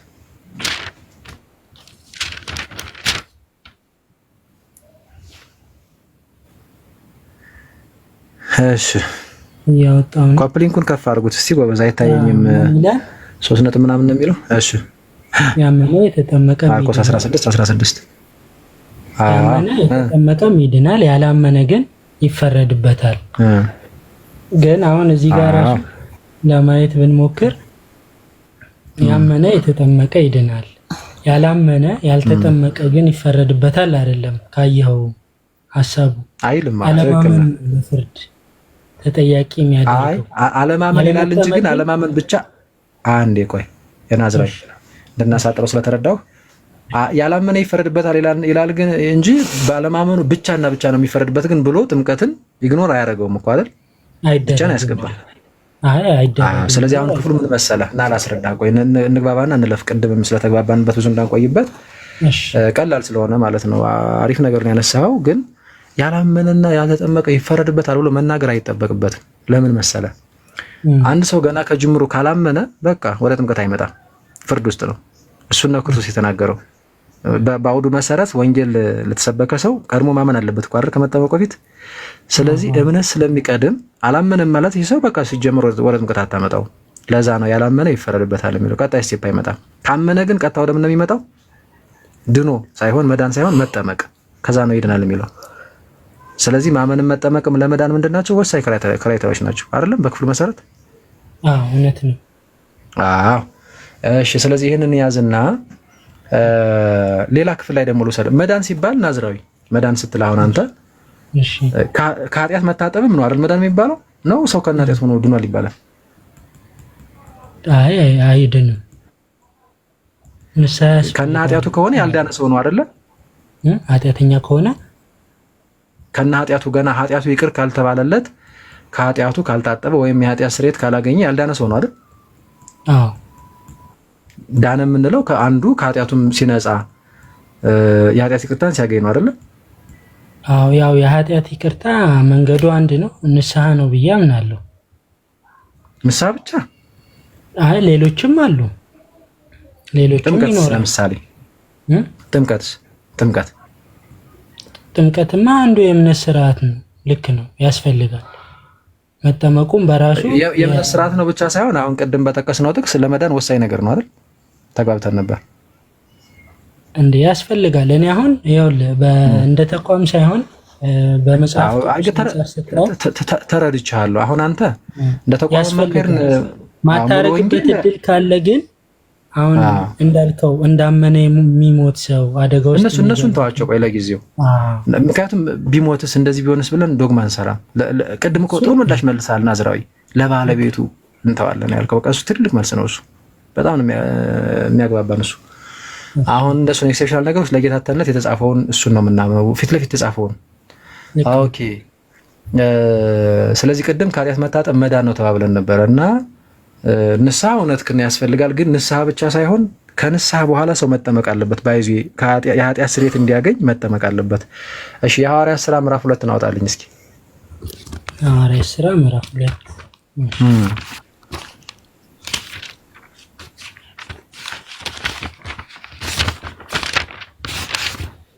ምዕራፍ 2 እሺ ቁጥር ስንት ላይ? 36 ጀምረህ አንብብልኝ። 36 እሺ እሺ 36 ጀምረህ አንብብልኝ። እንግዲህ ይህን እናንተ የሰቀላችሁትን ኢየሱስን እግዚአብሔር ጌታም ክርስቶስም እንዳደረገው የእስራኤል ወገን ሁሉ በእርግጥ ይወቅ። ልቀጥል? እሺ ቀጥል። እስከ 38 እስከ 37 እስኪ አንብባ እንዴ። 36 ነው። ይህንም በሰሙ ጊዜ ልባቸው ተነካ። ጴጥሮስንና ሌሎችንም ሐዋርያት ወንድሞች ሆይ ምን እናድርግ አሏቸው። ከላይ ክፍሉ ምንድነው መሰለ? በባለ 50 ነውና ጸጋ መንፈስ ቅዱስ ተሰጥቷቸው የመንፈስ ቅዱስ ወርዶላቸው ከዛ ወዲያውኑ እዛው ቋንቋም ተሰጥቷቸዋል። የህዝብ ቋንቋ ልሳን ማለት ነው። በዛው በብዙ ቋንቋ ሰበኩ፣ አስተማሩ። እዛው ኢየሩሳሌም እስራኤል ማለት ነው። የመጀመሪያ ስብከታቸው ቅድም ያመነና የተጠመቀ ይድናል፣ ያላመነ ግን ይፈረድበታል፣ ሂዱ ወደ ዓለም ብሎ ልኳቸው እዛው ነው እንግዲህ የጀመሩ። ይሄ የመጀመሪያ ስብከታቸውን ባይዚ እንደ አደባባይ ላይ ወጡ ማለት እንደዚህ በገሃድ ማለት ነው መጽሐፍ ላይ በተቀመጠው። ስለዚህ ይሄ እናንተ የሰቀላችሁትን ክርስቶስን እንደዚህ ጌታም እግዚአብሔር ብሎ ይናገር። አስቀድሞ ጌታ ጌታዬን ይላል ቁጥር 34 ወይ 35 አካባቢ ስትመለከቱ ያ ማለት ቅዱስ ዳዊት ራሱ በትንቢት ማነው ቀድሞ ስለ ቅድምናው ተናግሯል። ስለዚህ አስቀድሞ ያ ጌታ አምላክ የነበረው እሱ መሲሁ ክርስቶስ መጣ፣ እናንተ ግን ሰቅላችሁ ገደላችሁት። ግን እሱ እግዚአብሔር አስነሳው ይላል። ያው በእግዚአብሔርነቱ ተነሳ። አንድም ያው ስልጣን አንድ ስለሆነ ያው ወልድ መንፈስ ቅዱስ እሱ መናገር ነው እና እሱ አምላክነቱን ሰው የሆነ አምላክ እንደሆነ መሲሁ እንደሆነ ንጉሱ እንደሆነ ሲመሰክሩላቸው እነዚህ ሰዎች ምን ሆኑ? ልባቸው ተነካ። እነ ሰባኪዎቹ እነ ቅዱስ ጴጥሮስ ቅዱሳን ሐዋርያት ናቸው። ከዛ ጴጥሮስ ያው ከፊት አለ። ጴጥሮስና ሌሎችንም ሐዋርያት ምን እናደርጋሏቸው ይላል። ተመልከት እንግዲህ አሁን እነዚህ ሰዎች የልባቸው መነካትና ለሐዋርያት መታዘዛቸው እንግዲህ ጌታን የሰቀሉ ሰዎች ናቸው። በዚህ ሰቅሎ የገደሉ ሰዎች ናቸው ማለት ሰቅለውታል፣ ኦልሬዲ ገለውታል በፈቃዱም ቢሆን ለኛ ቤዛ ለመሆንም አመጣጡም እንደዛም ቢሆን ማለት ነው። ስለዚህ አሁን እነዚህ ሰዎች ምን ያህል ጨካኞች እንደሆነ ሐዋርያት ምን ያህል የሚፈሯቸው እንደነበር ታውቃለህ። ግን ጸጋ መንፈስ ክርስቶስ ከተነሳ በኋላ አንድ ሁለተኛ ጸጋ መንፈስ ቅዱስ ከተሰጣቸው በኋላ ቀሳት ነው የሆኑት፣ የማይፈሩ ነው የሆኑት። ስለዚህ ፊት ለፊት ነው የሰበኳቸው እና እነዛ ሰዎች ሲሰብኳቸው ልባቸው ተነካ። እዛ ጴጥሮስ እና ሌሎችም ሐዋርያት ምን እናደርጋሏቸው? አኔ ማመናቸውን አያሳይም? ማመናቸውን አያሳይም? የልባቸው መናካት ያሳያል አይደል? እሺ ቀጥሎ ግን ጴጥሮስ ምን ይላቸዋል? ሲቀጥሉ ያለውን 38 አንብበው። ንስሐ ግቡ ጴጥሮስም ንስሐ ግቡ ኃጢአታችሁ የሚሰረይ ዘንድ እያንዳንዳችሁ በኢየሱስ ክርስቶስ ስም ተጠመቁ የመንፈስ ቅዱስን ስጦታ ትቀበላላችሁ። የተስፋው አሁን አንተ ቅድም ንስሐ መግባት ብለህ ነበርና ትክክል ነህ። አዎ ግን ንስሐ መግባት ብቻ እንዳይደለም የምትረዳው እነዚህ ሰዎች አሁን ከላይ ስላመኑ ንስሐ ግቡና ከዛ ግን ቀጥላችሁ ኃጢአታችሁም ይሰረይ ዘንድ እያንዳንዳችሁ በኢየሱስ ክርስቶስ ስም ተጠመቁ። የኃጢአት ስርየት የሚመጣው ምን ሲሆኑ ነው? ሲጠመቁ። አየሁ አይደል? ስለዚህ ከላይ ወንጌል ሰሙ፣ ቅድም ወንጌል ሰሙ፣ አመኑ፣ ንስሐ ግቡ ተባሉ። ከዛ ሲጠመቁ ከዛ ምን ይመጣል? የኃጢአት ስርየት ይመጣል። ያመነ የተጠመቀ ይድናል። አንድ ነው ከቅድሙ ጋር። አሁን ያመነ የተጠመቀ ይድናል። ስለዚህ የኃጢአት ስርየት ጥምቀት ለኃጢአት ስርየት መሆኑን እዚህ ጋር ይናገራል አይደል? ሰው የሚጠመቀው ኃጢአቱ ይሰረይለት ዘንድ እንደሆነ ይናገራል። በቃ ጳውሎስ እስቲ አንድ ድርገምልህና አሪፍ ነው፣ ተግባብተናል። ጳውሎስ እንዴት ነበር ያመነው? ጳውሎስ ታስታውሰዋለህ? መንገድ ሳለ ክርስቶስ ተገልጦለት ነው ያመነው። እሺ በመንገድ ይሄዳል፣ ተገለጠለት። የሐዋርያት ሥራ 9 ላይ ሳድደኛለህ አለው። ከዛ በኋላ ምን አንተ ማን ነህ ይለዋል። አዎ ምን ይላል? ከዛ ጌታ እርግጠኛ እንተጋገዝ አንተ የምታሳድደኝ የናዝሬቱ ኢየሱስ ነኝ ይለዋል አይደል? አዎ። ስለዚህ ማንነቱን አውቋል እና በእጅግ በመገረምና በመደነቅ እንግዲህ ደንገጥ ብሎ ምናምን ጌታ ሆይ ምን ላድርግ ይለዋል። ጌታ ሆይ ብሎ ጠራው። የሚጸየፈውን የነበረ ስም ያሳደ የነበረውን ጌታ ግን እዛ ጋር ጌታ ሆይ ምን ላድርግ ብሎ ስሙን ሁሉ ጌታ ሆይ ብሎ ጠራ። ከዛ ሄድ የምታደርገውን ይነግሩሃል ብሎ ወደ ቤተክርስቲያን ነው የሚልከው። ባይዚ በደም ወደ ዋጃት ቤተክርስቲያን ወደ ክርስቲያኖች ማለት ነው ይልከዋል። ደማስቆ የተጠራው መንገድ ላይ ነው። እሺ ከዛ ሂዶ የምታደርገውን ይነግሩሃል ተብሏል አይደለ? አዎ ተብሏል። ሂዶ እዛ ምስክርነት ይሰጣል። እንዲያውም ለሐናንያ እግዚአብሔር ይገልጥለታል፣ ራሱ ጌታ ይገልጥለታል።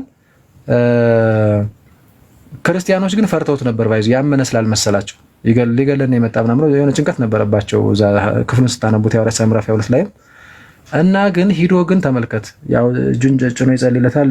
ከአይኑ ላይ አይኑ ተይዞ ነበር። እሱ ከአይኑ ላይ እንደ ቅርፊት ይወድቃል። በእውቀቱ ችግር የለውም።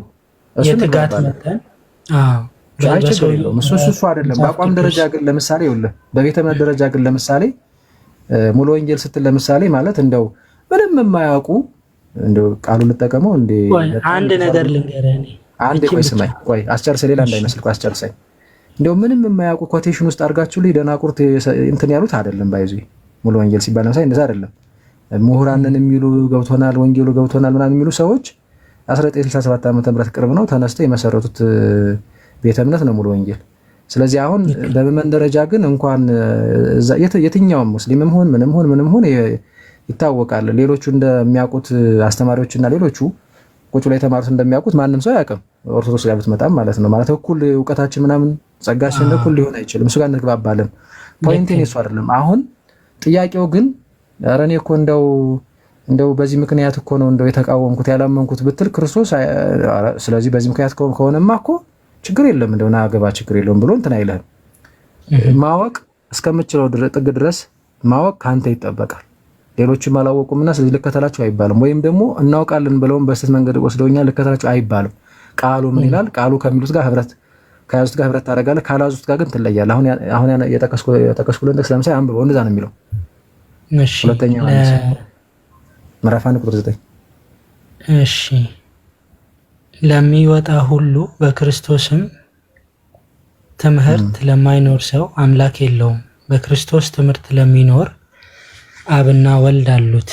ማንም ወደ ጨርሰው እስከ 9 ጨርሰው። እሺ ማንም ወደ እናንተ ቢመጣ ይህንም ትምህርት ባያመጣ በቤታችሁ አትቀበሉት፣ ሰላምም አትበሉት። ሰላም የሚለው ሰው በክፉ ስራው ይካፈላልና ይላል። አሁን ቁጥር 9ን መለስ ብለህ ከታች ቁጥር 10 ድረስ ነው የሄድከው። ይኸውልህ ለሚወጣ ሁሉ በክርስቶስ ትምህርት ለማይኖር ሰው ምን የለውም? አምላክ የለውም። ስለዚህ ሚዛኑ ምንድነው? በክርስቶስ ትምህርት መኖር አለመኖር። የክርስቶስን ትምህርት ሰው ተቀብሎ በዛ የሚኖር ከሆነ በሱ በትምህርቱ አምኖ ኦኬ ትክክለኛ አምላክ አለው እርሱም አብ ወልድ መንፈስ ቅዱስ እዛ ጋር ከባሪ አባቱ አንፃር ከአብ አንፃር ነው አብና ወልድ አሉት የሚለው አንድ አምላክ አብ ወልድ መንፈስ ቅዱስ ስለሆነ እንደዛ እያለ ነው ዞሩ። ተመልከት የክርስቶስን ትምህርት ግን ባያመጣ አትቀበሉት፣ ሰላም አትበሉት፣ በቤታችሁ አትቀበሉት ነው የሚለው። ምን ማለት ነው? አብረሃው በቤተ እምነት ደረጃ ህብረት እንደዚህ ልታደርግ ችግር የለውም እኮ እንደዚህ ብታምን ችግር የለውም እንደዛም ብታምን ችግር የለውም የሚባል ነገር የለም። ሰው የክርስቶስን ትምህርት ከካደ በቃ ታስተምረውን እምቢ ካለ ግን አንተ ትክደዋለህ። ክርስቶስም አይቀበለውም ባይዘን እንደዚህ አይነት ነገር። ስለዚህ ምን ልፈልጌ ነው የክርስቶስን ትምህርት ሰው እኔ ድኛለሁ ወይም ደግሞ ምንድነው እኔ ክርስቶስ ነኝ ወይም በቃ ኢየሱስ እንደዚህ ከማለቱ በፊት ያ ሰው ቸክ የሚደረገው የክርስቶስን ትምህርት ይቀበላል ወይስ አይቀበልም ነው። ለምሳሌ ቅድም አየህ ሰው አምኖ ሲጠመቅ ነው የሚድነው። ሰው አምኖ ሲጠመቅ ነው ከኃጢአቱ የሚታጠበው። ጥምቀት ለኃጢአት ስርየት ነው። ጥምቀት ለመዳን ነው። ልክ እምነት ለመዳን እምነት ለኃጢአት ስርየት እንደሆነ ሁሉ ግን እንደዚህ ይሄንን ግን ገፍትሮ ኧረ በእምነት ብቻ ነው እንጂ የሚዳነው ጥምቀት ስርዓት ነው። ጥምቀት ዝም ብሎ ምሳሌነት ነው። ጥምቀት ለመዳን አይደለም ቢል ግን ይሄ ሰው የክርስቶስ ትምህርት ስለሌለው አምላክ የሆነው ክርስቶስ የለውም። አየው። ስለዚህ ጥያቄ ማንሳት ይችላል። ምናልባት እዚያው ላይ አንሳ መጥምቁ ዮሐንስ ለመከላከል ሞክሮ ነበር አይደል? አላጠምቅህም እንዴት ብሎ ከዛ ሕግን እንፈጽም ዘንድ ይገባል ነው ያለው። ጽድቅን እንፈጽም ዘንድ ይላል። አዎ። እና በኦርቶዶክስ ቤተ እምነት ደግሞ ወንድ ልጅ በ40 ቀን ሴት ልጅ በ80 ቀን ነው ይመስለኛል ጥምቀት የምትወስደው። ክርስቶስ ያንን ጥምቀት ወስዷል የ40 ቀን ምናልባት። አይ አንደኛ ይኸውልህ ምንድነው መሰለህ አሁን እዚህ ጋር አንደኛኛ ውድድራችን ከክርስቶስ ጋር አይደለም። ለምሳሌ አሁን አንደኛ ክርስቶስ ሲጠመቅ ይሄ ለምን አነሳው መሰለህ ቅድም ያልከኝ አንዴ ልመልስልህ እንጂ ጠይቀኸኝማ ከተደረብክ ይከብዳል። ስማይሽን አዝራዊ እሱ አሁን ይሄ አጠያይቁ ምናምን ዝም ጥያቄው ነው። አንተ እንደዛ እኮ አስበህ አይደለም፣ ግን ጥያቄው ግን ውድድር ይመስላል ምናምን። ለምሳሌ ክርስቶስ በ30 እድሜ ዘመኑ አርፏልና እኛም እንደዛ እንሞት አይባልም። ለምን እንዳነሳው ለአስደቀ ይቅርታ ጋር እስቲ ንገረኝ። እሺ ንገረኝ። ቅድም ያነሳው ጳውሎስ በመንገድ ሲሄድ የተገለጠለት አዳኛችን ኢየሱስ ክርስቶስ ነው የተገለጠለት። መጨረሻ ላይ ሩጫውን ሲጨርስ ጳውሎስ ከተናገራቸው ነገሮች አንዱ እኔ ክርስቶስን እንደመሰልኩ እናንተ እኔን ምሰሉ እና ክርስትና ደግሞ ህይወቱ በራሱ ፊገራችን ወይም ምናየው ለመምሰል የምንሞክረው ክርስቶስን ነው፣ አምላካችንን ነው፣ አዳኛችንን ለመምሰል ነው ጥረታችን። ይቅርታ አድርግልኝና ናዝራዊ ማለት ነው። ቆይ ይቅርታ አድርግልኝ። አሁን የምትናገረው ነገር እኮ ትክክል ነው፣ ግን ካነሳነው ጉዳይ ጋር አብሮ አይሄድም ከጥምቀቱ ጋር። አሁን ጳውሎስ እኔ ክርስቶስ እንደመስል እናንተ እኔን ምሰሉ የሚለው ከጥምቀቱ ጋር ምናምን እኮ አያይዞ አይደለም። አንድ ሰው ተመልከት ሲጠመቅ የክርስቶስ ይሆናል፣ የእግዚአብሔር ልጅ ይሆናል፣ የእግዚአብሔር ክርስቶስ እግዚአብሔር የክርስቶስ ይሆናል። ከዛ አዲስ ህይወት ነው የሚያገኘው፣ ከሞት ወደ ህይወት ነው የሚመጣው። በዛ በአዲስ ህይወት መመላለስ ክርስቶስን መምሰል ነው። ባይዙ በቅድስና ህይወት እንደዛ ተመላለሱ። እሱማ ሩጫን ጨርሻለሁ እኮ ይላል።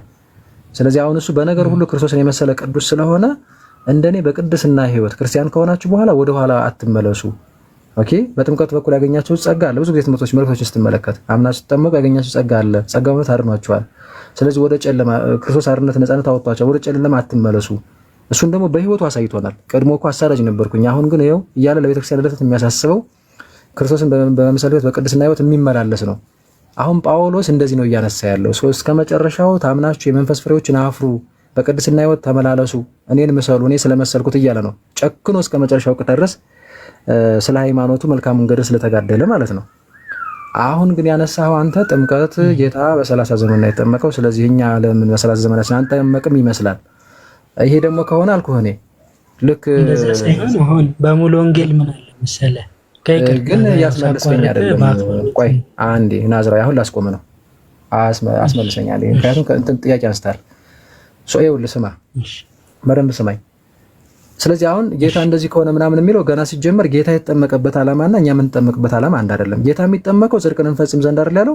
ጥምቀትን ሊመሰረትልን ነው። በውሃ በኩል የምናገኘውን ጥምቀት ሊቀድስልን፣ ውሃዎችን ሊባርክ ተጠምቆ አርያ ለመሆን ተጠምቆ ተጠመቁ ለማለት ነው የሚጠመቀው ጌታ እንጂ ጌታ እኮ የአብ ባህሪ ልጅ ነው። እኛ ስንጠመቅ የእግዚአብሔር ልጅነትን በጸጋ ነው የምናገኘው። እሱ የተጠመቀው የሆነ ልጅ አልሆነ ብሎ የባህር ልጅ አልሆነ ልጅነት ሊያገኝ አይደለም። ስለዚህ ገና ከጅምሮ እሱ አምላክ ነው፣ እኛ ሰው ብቻ ነን። ሰው የሆነ አምላክ ነው እሱ። ስለዚህ ተመልከት፣ አሁን የምንጠመቅበት የኛ ምክንያት ከኃጢአታችን ለመታጠብ አምፀን ከሆነ ያመፅንበት ሌብል ላይ ከሆነ ያለ ነው የእርሱ ልጆች ለመሆን ወደ መንግስተ ሰማያት እንገባ ዘንድ እንበቃ ዘንድ ነው። ተረድተኛል?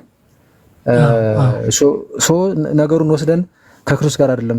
ክርስቶስ ለምን የተጠመቀው እዛ ጋር ተቀምጧል። ባጭሩ ጽድቅን ፈጽም ዘንድ ብሎ ነግሮታል። ያ ማለት ምንድነው? ለጽድቅ የሚሆነውን ጥምቀት፣ ለኃጢአት መታጠብ የሚሆነውን ጥምቀት ይመሰረትልን ዘንድ ነው የተጠመቀው።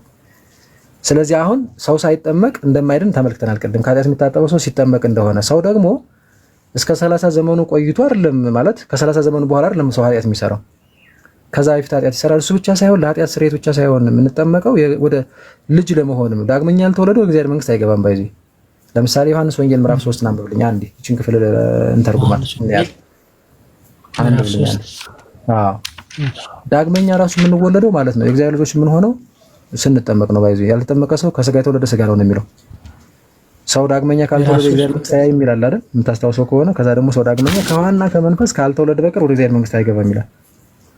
ሰው ዳግመኛ የምንወለደው ከእናት ከአባቶቻችን ኦልሬዲ እንወለዳለን። ዳግመኛ ግን የምንወለደው ከውሃና ከመንፈስ ማለት ስንጠመቅ ነው። ከ3 እስከ 5 አንብበው። ከ3 እስከ 5 ኢየሱስም መልሶ እውነት እውነት እልሃለሁ ሰው ዳግመኛ ካልተወለደ በቀር የእግዚአብሔርን መንግስት ሊያይ አይችልም አለው። ኒቆዲሞስም ሰው ከሸመገለ በኋላ እንዴት ሊወለድ ይችላል? ሁለተኛ ወደ እናቱ ማህፀን ገብቶ ይወለድ ዘንድ ይችላልን? አለው። ኢየሱስም መለሰ እንዲህም ሲል እውነት እውነት እልሃለሁ ሰው ከውሃና ከመንፈስ ካልተወለደ በቀር ወደ እግዚአብሔር መንግስት ሊገባ አይችልም። ከስጋ የተወለደ ስጋ ነው፣ ከመንፈስ የተወለደ መንፈስ ነው አለ። አሁን ተመልከት፣ ሰው ከምንና ከምን ዳግመኛ ካልተወለደ ይላል?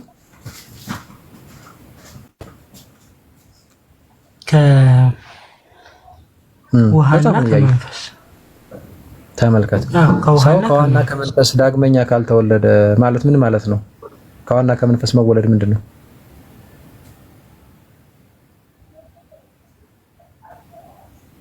የኔን መረዳት ልንገርህ። እሺ ንገረኝ እስኪ። ያው በዛ በጥምቀት ክርስቶስ በተጠመቀ ጊዜ ምሳሌውም ካየ አሁን በእኛ በሙሉ ወንጌል ቸርች አንድ ማያምን ሰው ወደ ቤተክርስቲያን መጥቶ እምነቱን ቢቀበል የጥምቀት ትምህርት ነው መጀመሪያ የሚማረው።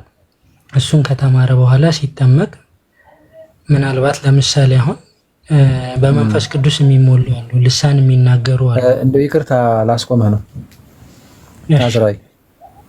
ውሃ የሚለው ምንድን ነው? ውሃ ምንድን ነው? መንፈስ ምንድን ነው? ሲጀምር አይነጠልም። በቃ እኔ እንደዚህ ጨርሼ ልለፍ። ቆይ ከውሃና ከመንፈስ መወለድ ማለት ይኸውልህ ልክ ምን እንዴት መሰለህ? ከውሃና ከመንፈስ ዳግመኛ መወለድ ማለት እኛ አሁን ለምሳሌ ከእናት ከአባቶቻችን የመጀመሪያ ልደታችን እሱ ነው አይደለ? ከዛ ደግሞ ተመልከት በምንጠመቀው ውሃ በውሃ እኮ ነው ጥምቀት። በዛ ውሃ በእግዚአብሔር መንፈስ ቅዱስ አሰራር የእግዚአብሔር ልጆች እንሆናለን። መንፈስ የተባለው ዘጋ እግዚአብሔር ነው። ጸጋ መንፈስ ቅዱስ እንቀበላለን፣ የእግዚአብሔር ልጆች እንሆናለን ነው።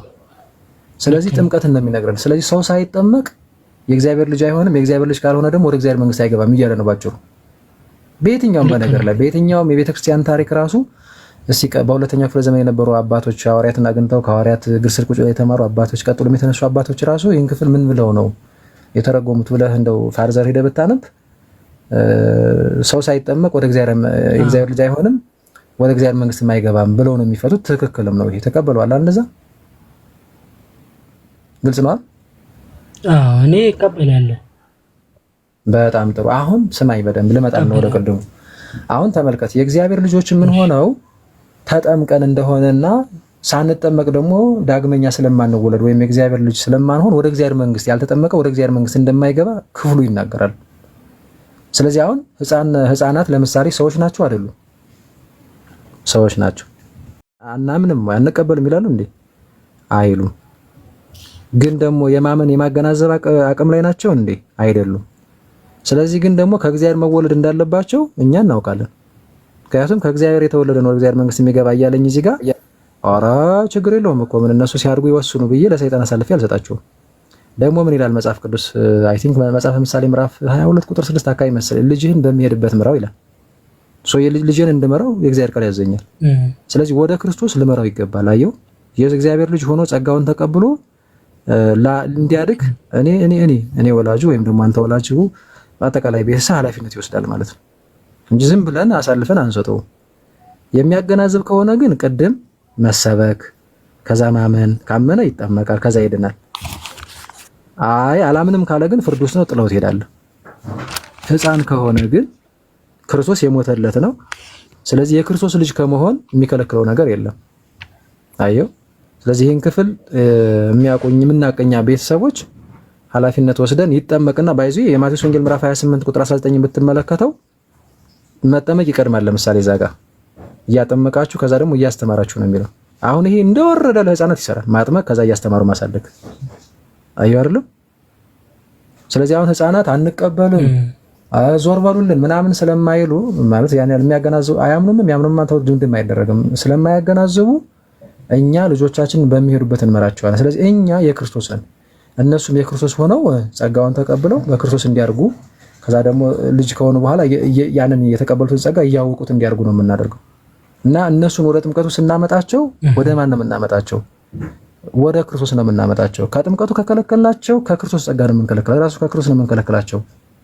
ባይዘ ክርስቶስ ደግሞ ህፃናት ወደ እኔ መጡ ዘንድ አትከልክሏቸው ይላል። ሲጀመር እኮ እነሱ ኃጢአት የለባቸውም ማለት ንጹህ ናቸው። አይ አሁን ያን ጥምቀት ሲወስዱ ድነዋል ማለት ነው። ድነዋል ማለት ከምን አንፃር የእግዚአብሔር ልጆች ሆነዋል ነው? አዎ ይሆናሉ፣ የእግዚአብሔር ልጆች ይሆናሉ። እሺ ይሄንን አንብብልኝ ለምሳሌ እስኪ እና እዚህ ጋር ላሳይህ። እንደውም እልፍ ብሎ እኮ መንግስተ ሰማያት እንደነዚህ ላሉት ናት የሚለው የመንግስተ ሰማያት ምሳሌ አድርጎ በነገራችን ላይ ከሰው ወገን ክርስቶስ የጠቀሳቸው ህፃናትን ነው። እንግዲህ አያምኑም እኮ ምናምን ያገናዙ ምናምን ሳይል ክርስቶስ እንደነዚህ ህፃናት ካልሆነ ፈቃዳቸውን መጫን አይሆንም ብዬ ነው። አሁን ሲያድግ መቼም ልብ ሆነው እሺ ልጅን በሚሄድበት ምራው ታዲያ ለምን ይላል? ምንድነው የምትጫናቸው ማለት ወይ ራሳቸው ወይ ባይዙ ነፃ ፈቃዳቸው ባይዙ የተጠበቀ ነው። ግን ልጅን መራውና እንደው ወይ ዲያብሎስን ምረጥ ወይ እንትን ብለህ ማሳደገ ዝም ብለህ ይሄማ እኮ ባይዙ በጣም ሞኝነት እኮ ነው። ናዝራዊ ክርስቶስን ያለ ጌታ ተከለክላቸዋለህ እንዴ? ለክርስቶስ ታመጣቸውና በጸጋው እንዲያርጉ ታደርጋለህ። እሺ ዛሃራ ላስገባሽ። ከዛ ግን እኮ ካደጉ በኋላ መቼም ሽጉጥ ደቅነህ ታባታችሁ ነው የምትሄዱ እኮ አትላቸው። ገብቷል? አልፈልግም እኔ አልገባኝም አልተረዳሁትም ወይም ደግሞ እንደው ይቅርብኝ ካሉ ያው ራሳቸው ለመረጡት ምርጫ ራሳቸው ይጠየቃሉ። አሁን ግን በእነሱ ምክንያት ብትከለክላቸው የምትጠየቀው አንተ ነህ። ምክንያቱም ልጅህን በሚሄድበት ምራው ተብለሃል እና ወደ ክርስቶስ ካልመራው ወዴት ነው የምትመራው? መሀል ላይ ታደርገዋለህ። መሀል ላይ ማድረግ መምራት ነው ራሱ። አይ አይደለም። ምናልባት ወንድሜ ለዚህ በልጅነታቸው ላለው ጥምቀት መጽሐፍ ቅዱሳዊ የሚደግፍ ሀሳብ ይኖር ይሆን? ምናልባት አሁን ሌሎቹ ነገር እኮ አንደኛ ሰው ናቸው። ሰው ዳግመኛ ወደ እግዚአብሔር ምንድነው ሰው ሳይጠመቅ ወደ እግዚአብሔር መንግስት ምንድነው ዳግመኛ አይወለድም፣ ሳይጠመቅ ደግሞ ወደ እግዚአብሔር መንግስት አይገባም። ሰው ናቸው አይደሉም? ናቸው። በቃ አንድ ይሄንን ያስ ሰው ናቸው። ሰው የሚከለክላቸው ነገር የለም። አንድ ሁለተኛ ጥምቀት ለምን ቀደመ ከሆነ ለምሳሌ ማርቆስ ላይ ማለት ጥምቀት ለምን ቀደመ እነሱ ጋር ቀድሞ ማመን ይጠበቅባቸው ምናምን የሚል ነገር ደግሞ ከመጣበት ቀደም ልጅን በሚሄድበት ምራው ይጠቅሻላል። አንድ እሱን ያዝና ማርቆስ 16 ላይ ለምሳሌ ማመን ቀድሞ ጥምቀት ይከተላል አይደል? አይደል? እዛ ክፍል ላይ ግን ስበኩ ተብለዋል። ስለዚህ አውዱ ለሰበኩት አካል ነው። ለመሰበክ ለበቃ አካል ወይም ደግሞ ለሚያገናዝብ አካል ነው። የሚያገናዝብን ሰው ህፃናትን ወጥተህ አንተም ሐዋርያት አልሰበኩም አንተም ወጥተህ አሰብክ። ስለዚህ እዛ ክፍል ላይ ማመን ቀድሞ የሚመጣው ከዛ መጠመቅ የሚከተለው ለሚያገናዝብ ሰው መሰበክ ለሚችል ሰው ነው። ህፃናት ደግሞ እዚህ ውስጥ ይሄ አውድ ህፃናትን አይመለከትም ማለት ነው። ለህፃናት እንደወረደ የምንወስደው የት ጋር ነው? ማቴዎስ 28:19 ላይ ጥምቀት ቀድሞ ታገኘዋለህ። አንብበው አውጣና ለምሳሌ ማቴዎስ 28:19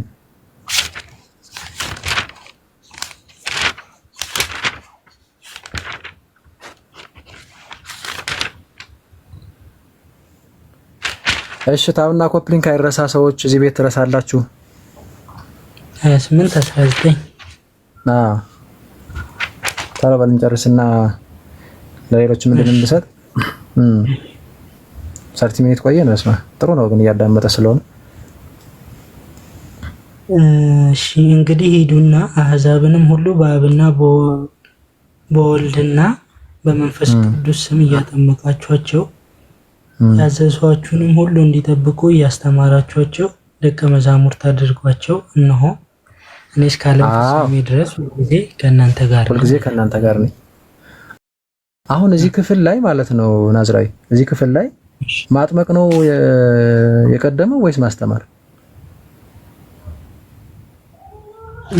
በአብ በወልድ በመንፈስ ቅዱስ ስም እያጠመቃችኋቸው ነው። ያው ቅድም በውሃና በመንፈስ የሚለው ላይ ውሃን በጥምቀት ነው አንዴ ግን ጥያቄ ግን እሱ ማጥመቅ ነው ግን የሚለው በአብና በወልድ በመንፈስ ቅዱስ ስም ችግር የለውም። የምንጠመቀውም እንደዛ ነው። እሱ ጋር እንግባባለን። ቆይ ፖይንቱን እንዳናሰፋው ነው የምደረብብህ።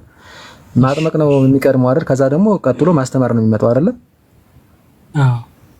አሁን ተመልከት ማርቆስ 16 ስበኩ አለ። ወዲያውኑ የሰበካችሁ ሰው ግን ካመነ ይጠመቃል፣ ከተጠመቀ ይድናል አለ። ካላመነ ግን ፍርድ ውስጥ ነው አለ። ስለዚህ ለሚያገናዝብ ሰው እዛ ክፍል ላይ መስበክ ለሚችል ሰው የሚነግረን አውሩ ቀድመህ አጥምቀህ አይደለም እንትን የምትለው የሚያገናዝብ ሰው ከሆነ ማርቆስ 16ን እንደወረደ ትወስደዋለህ። ማቴዎስ 28:19 ግን ስትመጣ ለሚያገናዝብ ሰው ዝም ብለህ ና ላጥምቅህ ከዛ ደግሞ ትማራለህ ከዛ ታምናለህ አይደለም የምትለው። አሁን ይሄ እንደወረደ ዝም ብሎ ማጥመቅ ከዛ ደግሞ ማስተማር የሚለው ለሚያገናዝብ ሰው አያስኬድም። ሲጀመር ካላመና ይጠመቅልሃል። ተረድተኛል? ቀጥታ ግን ለምን ይሰራል? ይሄ ለህፃናት ታጠምቃቸዋለህ፣ ታስተምቃቸዋለህ። ቀጥላ ደግሞ እያስተማር ታሳድጋቸዋል ትእዛዙን እንዲጠብቁ። ስለዚህ ምን እያልኩ ነው? በመጽሐፍ ቅዱስ አጻጻፍ ከሆነ ጥምቀት የቀደመበት አለ፣ ከዛ እያስተማርክ የሚል አለ። እንደገና ደግሞ በአውዱ መሰረት ለሚያገናዝብ ሰው ማስተማር አለ፣ ማመን፣ ቀጥሎ ደግሞ መጠመቅ የሚል አለ። ስለዚህ አሁን ይሄ እንደዚህ ነው የሚፈታው። ለህፃናት ሲሆን ታጠምቃቸዋለህ፣ እያስተማር ታሳድጋቸዋለህ። ምክንያቱም ኦልሬዲ እንትን የሚሉትን ነገር ስለሌላቸው ማለት ነው። ምንም በሰጣቸው ይቀበላሉ አይደለም ክርስቶስን ያለ ጌታ ብያለሁ። አንድ ይሄ ሁለተኛ ሊረዝምብን ነው ግን ሌሎችንም ጥቅሶች ለምሳሌ የሐዋርያት ሥራ ምዕራፍ 8 የሐዋርያት ሥራ ምዕራፍ 16 እንደዚህ ክፍሎችን ስትመለከት ለምሳሌ እስጢፋኖስ አመነ ይልና ከነ ቤተሰቦች ተጠመቀ ይላል። ማናት ሊዲያ አመነች ይልና ከነ ቤተሰቦቿ ተጠመቀች ይላል። አሁን ቤተሰብ ውስጥ ህፃናት ይኖራሉ አይኖሩም? ይኖራሉ። አትሊስት 50 አይደለ ወይ? ይኖራሉ። አንዳንዱ ቤተሰብ ይኖራሉ፣ አንዳንዱ ቤተሰብ አይኖሩም። እሺ ያለበትም ያለበት ብቻ ግን ከነ ቤተሰቡ የሚለን ህፃናትን ይጨምራል። አየው። ስለዚህ አሁን የቤተክርስቲያን ታሪክም ስታገላብጥ አሁን ከነ ቤተሰቦች ተጠመቁ ምናምን የሚለው በሐዋርያት ዘመንም ልክ ከፊት ያሉት አባወራና ማወራ እና የሚያገናዝቡት ካመኑ አብረው ነበር ተጠምቋቸው የነበረው። ከነ ቤተሰብ የሚለው እሱን ነው ያመለክታል። በቤተክርስቲያን ታሪክም እንደዚህ አባቶችን ምናምን ገልበጥ ብታገላብጥ እንደዚህ አይነት ነገር ነው ያለው። እኛ ህፃናትን በህፃናታቸው የሚጠመቁበት ምክንያት እንደዛ ነው። የክርስቶስን ጸጋ ተቀብለው የክርስቶስ ሆነው የራሱ የክርስቶስ ሆነው ከዛ ሞት እንኳን ቢመጣ ወደ መንግስቱ እንዲገቡ ፕላስ ደግሞ የክርስቶስ ሆነው በጸጋው እንዲያርጉ የሚከለክላቸው ነገር ስለሌለ ከጥምቀቱ ባይዘው የከለከልካቸው ከክርስቶስ እየከለከልካቸው ነው። በቃ ስጋዊ ሆነው ይቆዩና በቃ ወይ ዲያብሎስ ዝም ብሎ ይሆኑ ከዛ በራሳቸው ይወስኑ የሚባል ሞኝነት የለም። ባይዘው እንደዛ አይደለም እና እንደዛ ነው። በነገር ላይ እንዳውም ይሄ በራሳቸው ይሄ ነፃ ፈቃዳቸውን መጋፋት አይሆንም እንዴ ምናምን የሚለው ነገር እስከምን ድረስ ይሄዳል መሰለህ ናዝራዊ? ለምሳሌ አሁን አንተ እዛው በሙሉ ወንጌል ነው የተወለድከው፣ ግን ገና በህፃንነትህ ምናልባት በ40 ቀን ይሁን በ10 ቀን ይሁን ምናምን እናትህም አባዬም ሲወስዱ ነበር። እዛ ህፃን ሆነህም ዝም ይወስዱ ነበር። እንዲሁ አስፈቅደው ምናምን እንውሰድ ብለው አይደለም። አታገናዝብማ እና ለምን ታዲያ እንደዚህ ያደርጋሉ? አሁን ይሄ ወደ ሌላ ሞኝነት ላይ ያመጣል ነው አየው። ስለዚህ ጉዳዩ ክርክሩ ለምን ለህፃናት ከህፃንነታቸው ጀምሮ ለምን የዲያብሎስ አይሆንም የሚል ይመስላል። እንተዋቸው ካልን ማለት ነው። ይሄ ደግሞ ትክክል አይደለም። ቃሉንም ቅድም ነግሬያለሁ። ልጅህን በሚሄድበት ምራው ነው የሚለው እና ሌላው ደግሞ አንዱ ነገር ህፃናት እንዳይጠመቁ የሚከለክል አንድም የመጽሐፍ ቅዱሳዊ ክፍል የለም። አንድም ማለት ነው ህፃናት እንዳይጠመቁ የሚከለክል አንድም የለም። እንዲያውም ወደ እግዚአብሔር መንግስት ለሚገቡት ምሳሌ ሆነው ግን ይጠቀሳሉ። ለምን? ምንም አይነት ነውር፣ ቂም፣ በቀል ምናምን ኃጢአት ስለሌለባቸው አየው። ወደ እግዚአብሔር መንግስት ለሚገቡት እንኳን ምሳሌ የሆኑት ኢቭን ህፃናት ናቸው። ወደ እግዚአብሔር መንግስት ደግሞ ሳይጠመቅ ሰው አይገባም ከተባልክ እና አልፎ ወደ እግዚአብሔር መንግስት እኮ ለሚገቡት ምሳሌ ካደረጋቸው ለሚጠመቁትም እንዲያው ኦልሞስት ምሳሌ አድርገህ እንዲያው የምትጠቅሳቸው ይሆናሉ እንደማለት ነው። ያ ማለት ከጥምቀት እንደማትከለክላቸው ራሱ እየነገረ ነው። ማቴዎስ 19 ቁጥር 13 እስከ 14 ያለውን ክፍል ተመልከቱ። አይ ቲንክ ትንሽ ይስተካታልና ቆይተን ደግሞ እንቀጥላለን። አይሻልም ናዝራዊ? ሌሎች ሊልም ውስጥ እሺ ወንድሜ እጅግ በጣም አመሰግናለሁ። በጣም ጥሩ ወንድም ነህ። ሌሎች ነገሮችን ደግሞ በኋላ ላይ ወይ እንቀጥልበታለን። ተከታተለን እሺ። ዞላ በጣም ይቅርታ ቀሲስ መተው ከሆነ ይቅርታ፣ ቅድም ስጠራዎት አልሰሙኝም። እስኪ ዘላለም ሌላ ሰው ይግባና ከሌሎች ጋር ደግሞ አንተ ቀጥል እሺ። አንድ ቀሲስ ምንድነው ቄስ ካሳሁን ነው የሚለው ነው ወይስ ምንድነው? ስላላወቅኳቸው ልክ ነው። እሺ ይባርኩኝ። እንዴት አሉ?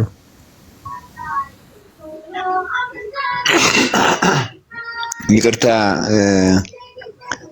እንትኑ ደስ ይላል። ስለ መዳን የሚነገሩ ነገሮች ሁሉም ደስ ይላሉ።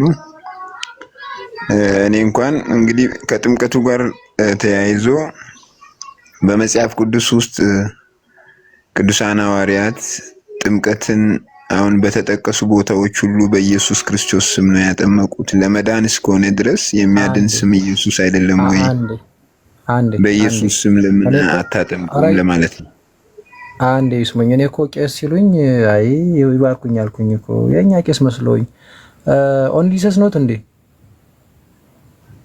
አዎ ነኝ። አይ እርሶ እሺ በቃ ይጠብቁን። በቃ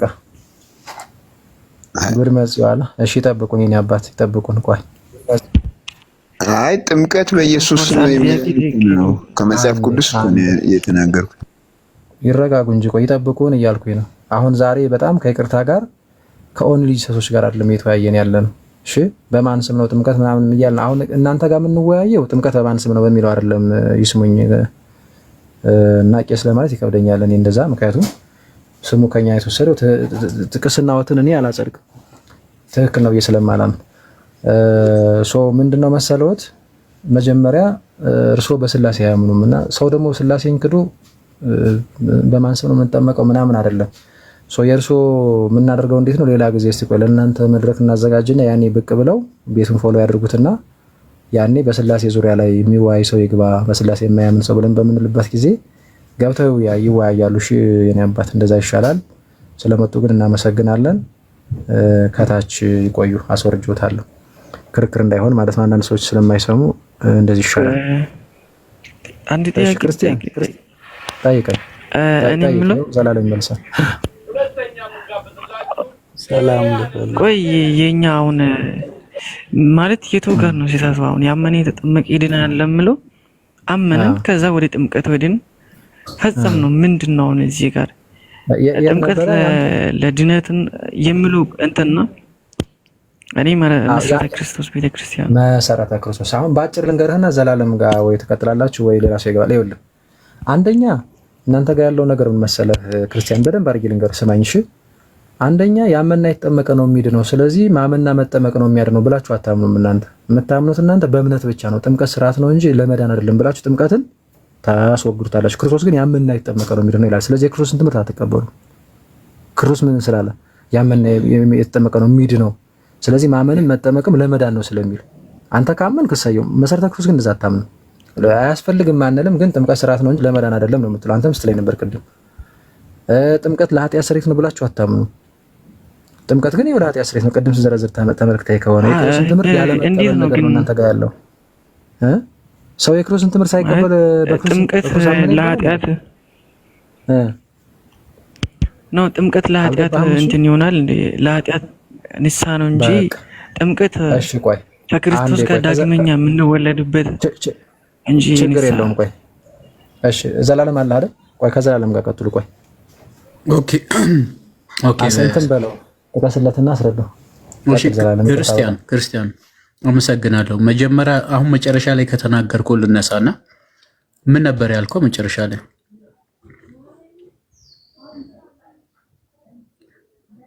ሄሎ ማለት ለኃጢአት ምንድን ለስርየት ኃጢአት ይሆናል እንዴ? ለዳግም ጥምቀት ነው። ጥምቀት የሚለውን ነገር ላይክ ለኃጢአት ስርየት ንስሐ ነው እንጂ ጥምቀት ደግሞ ለኃጢአት ስርየት ይሆናል ብዬ እኔ እንጃ ብዙም አልወስደውም። እኔ አሁን የሆነ በደል ከበደልኩኝ እግዚአብሔርን የሆነ ኃጢአት ሰርቼ ሲበድለው ይቅርታ በፊቱ ንስሐ ገብቼ ነው እንጂ የኃጢአት ስርየት የማገኘው ጥፋት ባጠፉ ቁጥር ሁሉ እየተጠመኩኝ አይደለም ስርየት የማገኘው ከዛ ስለማስብ በጥምቀት የማገኘው የጥምቀቱን የማስበው ላይክ የምጠመቀው ከክርስቶስ ጋር ዋው ሲገባ ከሱ ጋር ልክ እንደሞትኩኝ ሶጣ ደግሞ ልክ ከሱ ጋር አብሬ እንደተነሳው ኢየሱስን ሞት ብቻ ስርዓቶች አሉ። እነዛ ነገር ለማድረግ በጥምቀት በኩል የማገኛቸው በረከቶች አሉ።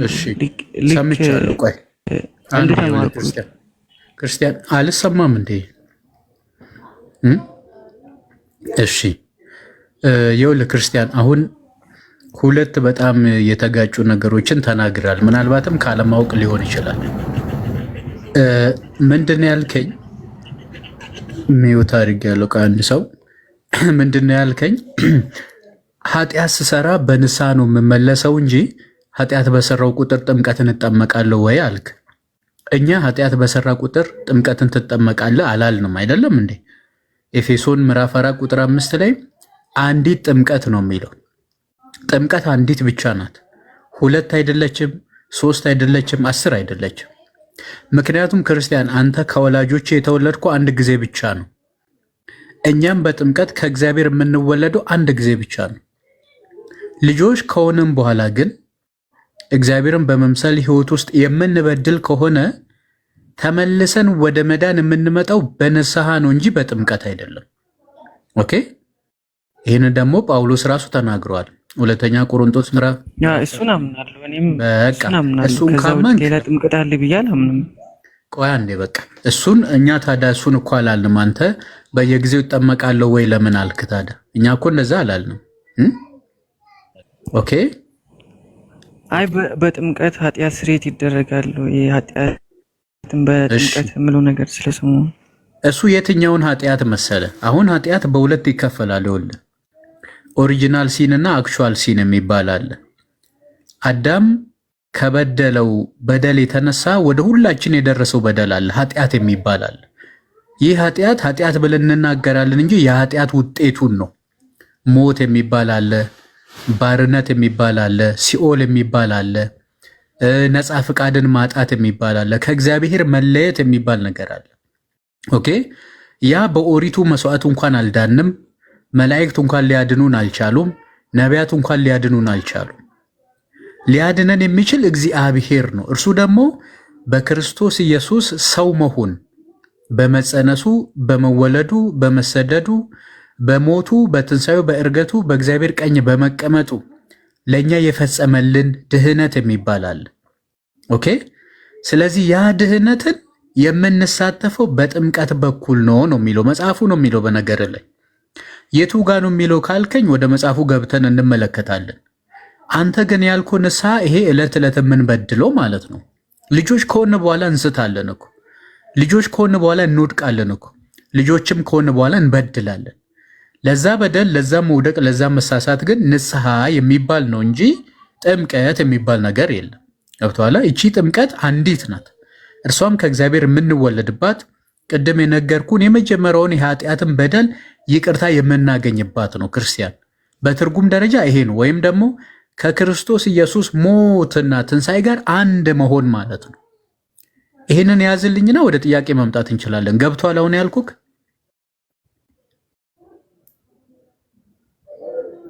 ገብቶኛል።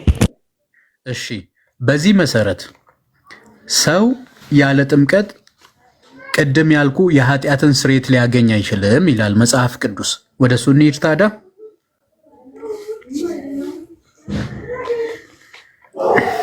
ይሰማል? ምንድን ነው የእሱ ኔትወርክ ነው እንደ ክርስቶፎረስ ወይስ እኔ ነኝ?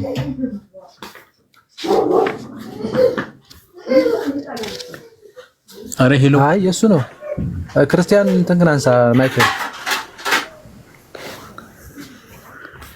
ክርስቲያን አልመች ብሎ ነው እንደ ማይክን አንሳ እስቲ። ምን ድምጽ ሊሆን ይችላል፣ ገብቶበት ሊሆን ይችላል።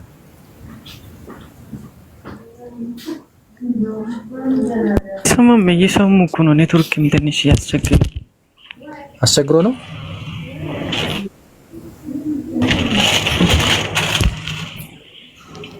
ያ ግን እየሰሙ ነው። ሁሉንም ነገር ሰምቻለሁ።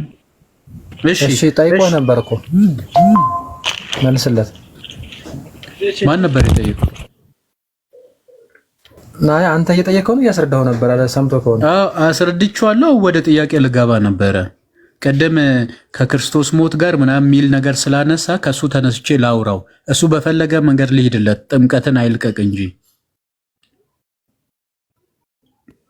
ማለት የሚጠይቀኝ ጥያቄ ካለ እሺ።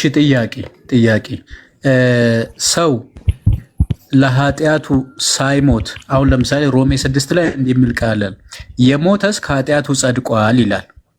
የሞተስ ከኃጢአቱ ጸድቋል ይላል። ከኃጢአት መጽደቅ ማለት ምን ማለት ነው? ክርስቲያን ከኃጢአት መጽደቅ ማለት ነፃ መሆን ነው። ከኃጢአት መጽደቅ ማለት ምን ማለት ነው? መዳን ነው አይደለም? ከኃጢአት ነፃ መውጣት ነው እኮ እሱ መዳን ነው አይደለም? የኃጢአት ይቅርታ ማግኘት ከኃጢአት ነፃ መውጣት መዳን ነው አይደለም? አንድ የምትይዝልኝ ምንድነው? ከኃጢአት ነፃ መውጣት መዳን ማለት ነው። አንድ ትይዝልኛል። እሺ መጽሐፉ ምን ይላል መሰለ? የሞተስ ከኃጢአቱ ጸድቀዋል ይላል፣ ወይም ደግሞ ከኃጢአቱ ነፃ ወጥተዋል ይላል። የሞተስ አንተ ለኃጢአት ሞተሃል ወንድሜ?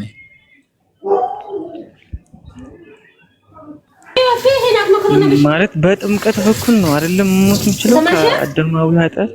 በምን በኩል ነው የምትሞተው አላልኩም። አንተ ለኃጢአት ሞተሃል ወይ?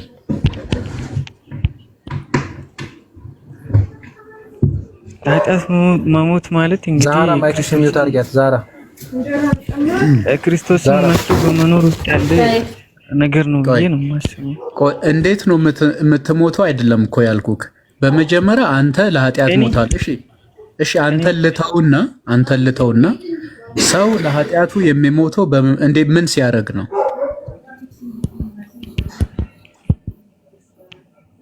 ለኃጢአቱ የሚሞተው እንዴት ነው? እሺ ምን ሲያደርግ ነው ወይም እንዴት ነው? ቅድም እኮ መልሰው ነበር። ትንሽ ረቀቅ አታርግበት ዘላለም። ቅድም ለኃጢአት የሚሞተው ከኃጢአቱ የሚነጻው ሲጠመቅ ነው ስትል ሰምቼ ነበር መሰለኝ አይደል ክርስቲያን? ያ ከኃጢአት የምንነጻው በጥምቀትም ጭምር አለ። ይሄ ኃጢአት የምለው እኔ መወስደው ከአዳማዊ ኃጢአት ሲጀመር የአዳምን ኃጢአት አንወርስም ክርስቲያን። በቃ አሁን የአዳም ሳይሆን በቃ ለምሳሌ አንድ ሙስሊም ሰው ውሰድ። ያ ሙስሊም ሰው ለምሳሌ ሲመጣ እዛ ገድሎ ሊሆን ይችላል፣ በደሎ ሊሆን ይችላል፣ ዘሙቶ ሊሆን ይችላል። ያ ሁሉ ኃጢአቱ ይቅር የሚባልለትና ይሄ ከአሮጌው ሰውነቱን ቀብሮ በሙሉ መጥቶ የክርስቶስ የሚሆነው ከመጠመቁ በፊት ነው ወይስ ሲጠመቅ ነው? አምኖ ከተጠመቀ በኋላ ነው። እዚህ ጋር እኮ ጥምቀትን አያወጣም። ጥምቀት ያስፈልጋል እኮ። ቀጥል እኮ በቃ እኛም እኮ እያልን ያለ ነው እሱ ነው። ጥምቀታውን እዚህ ያስፈልጋል። አስፈላጊነቱ በምን በኩል ነው ክርስቲያን?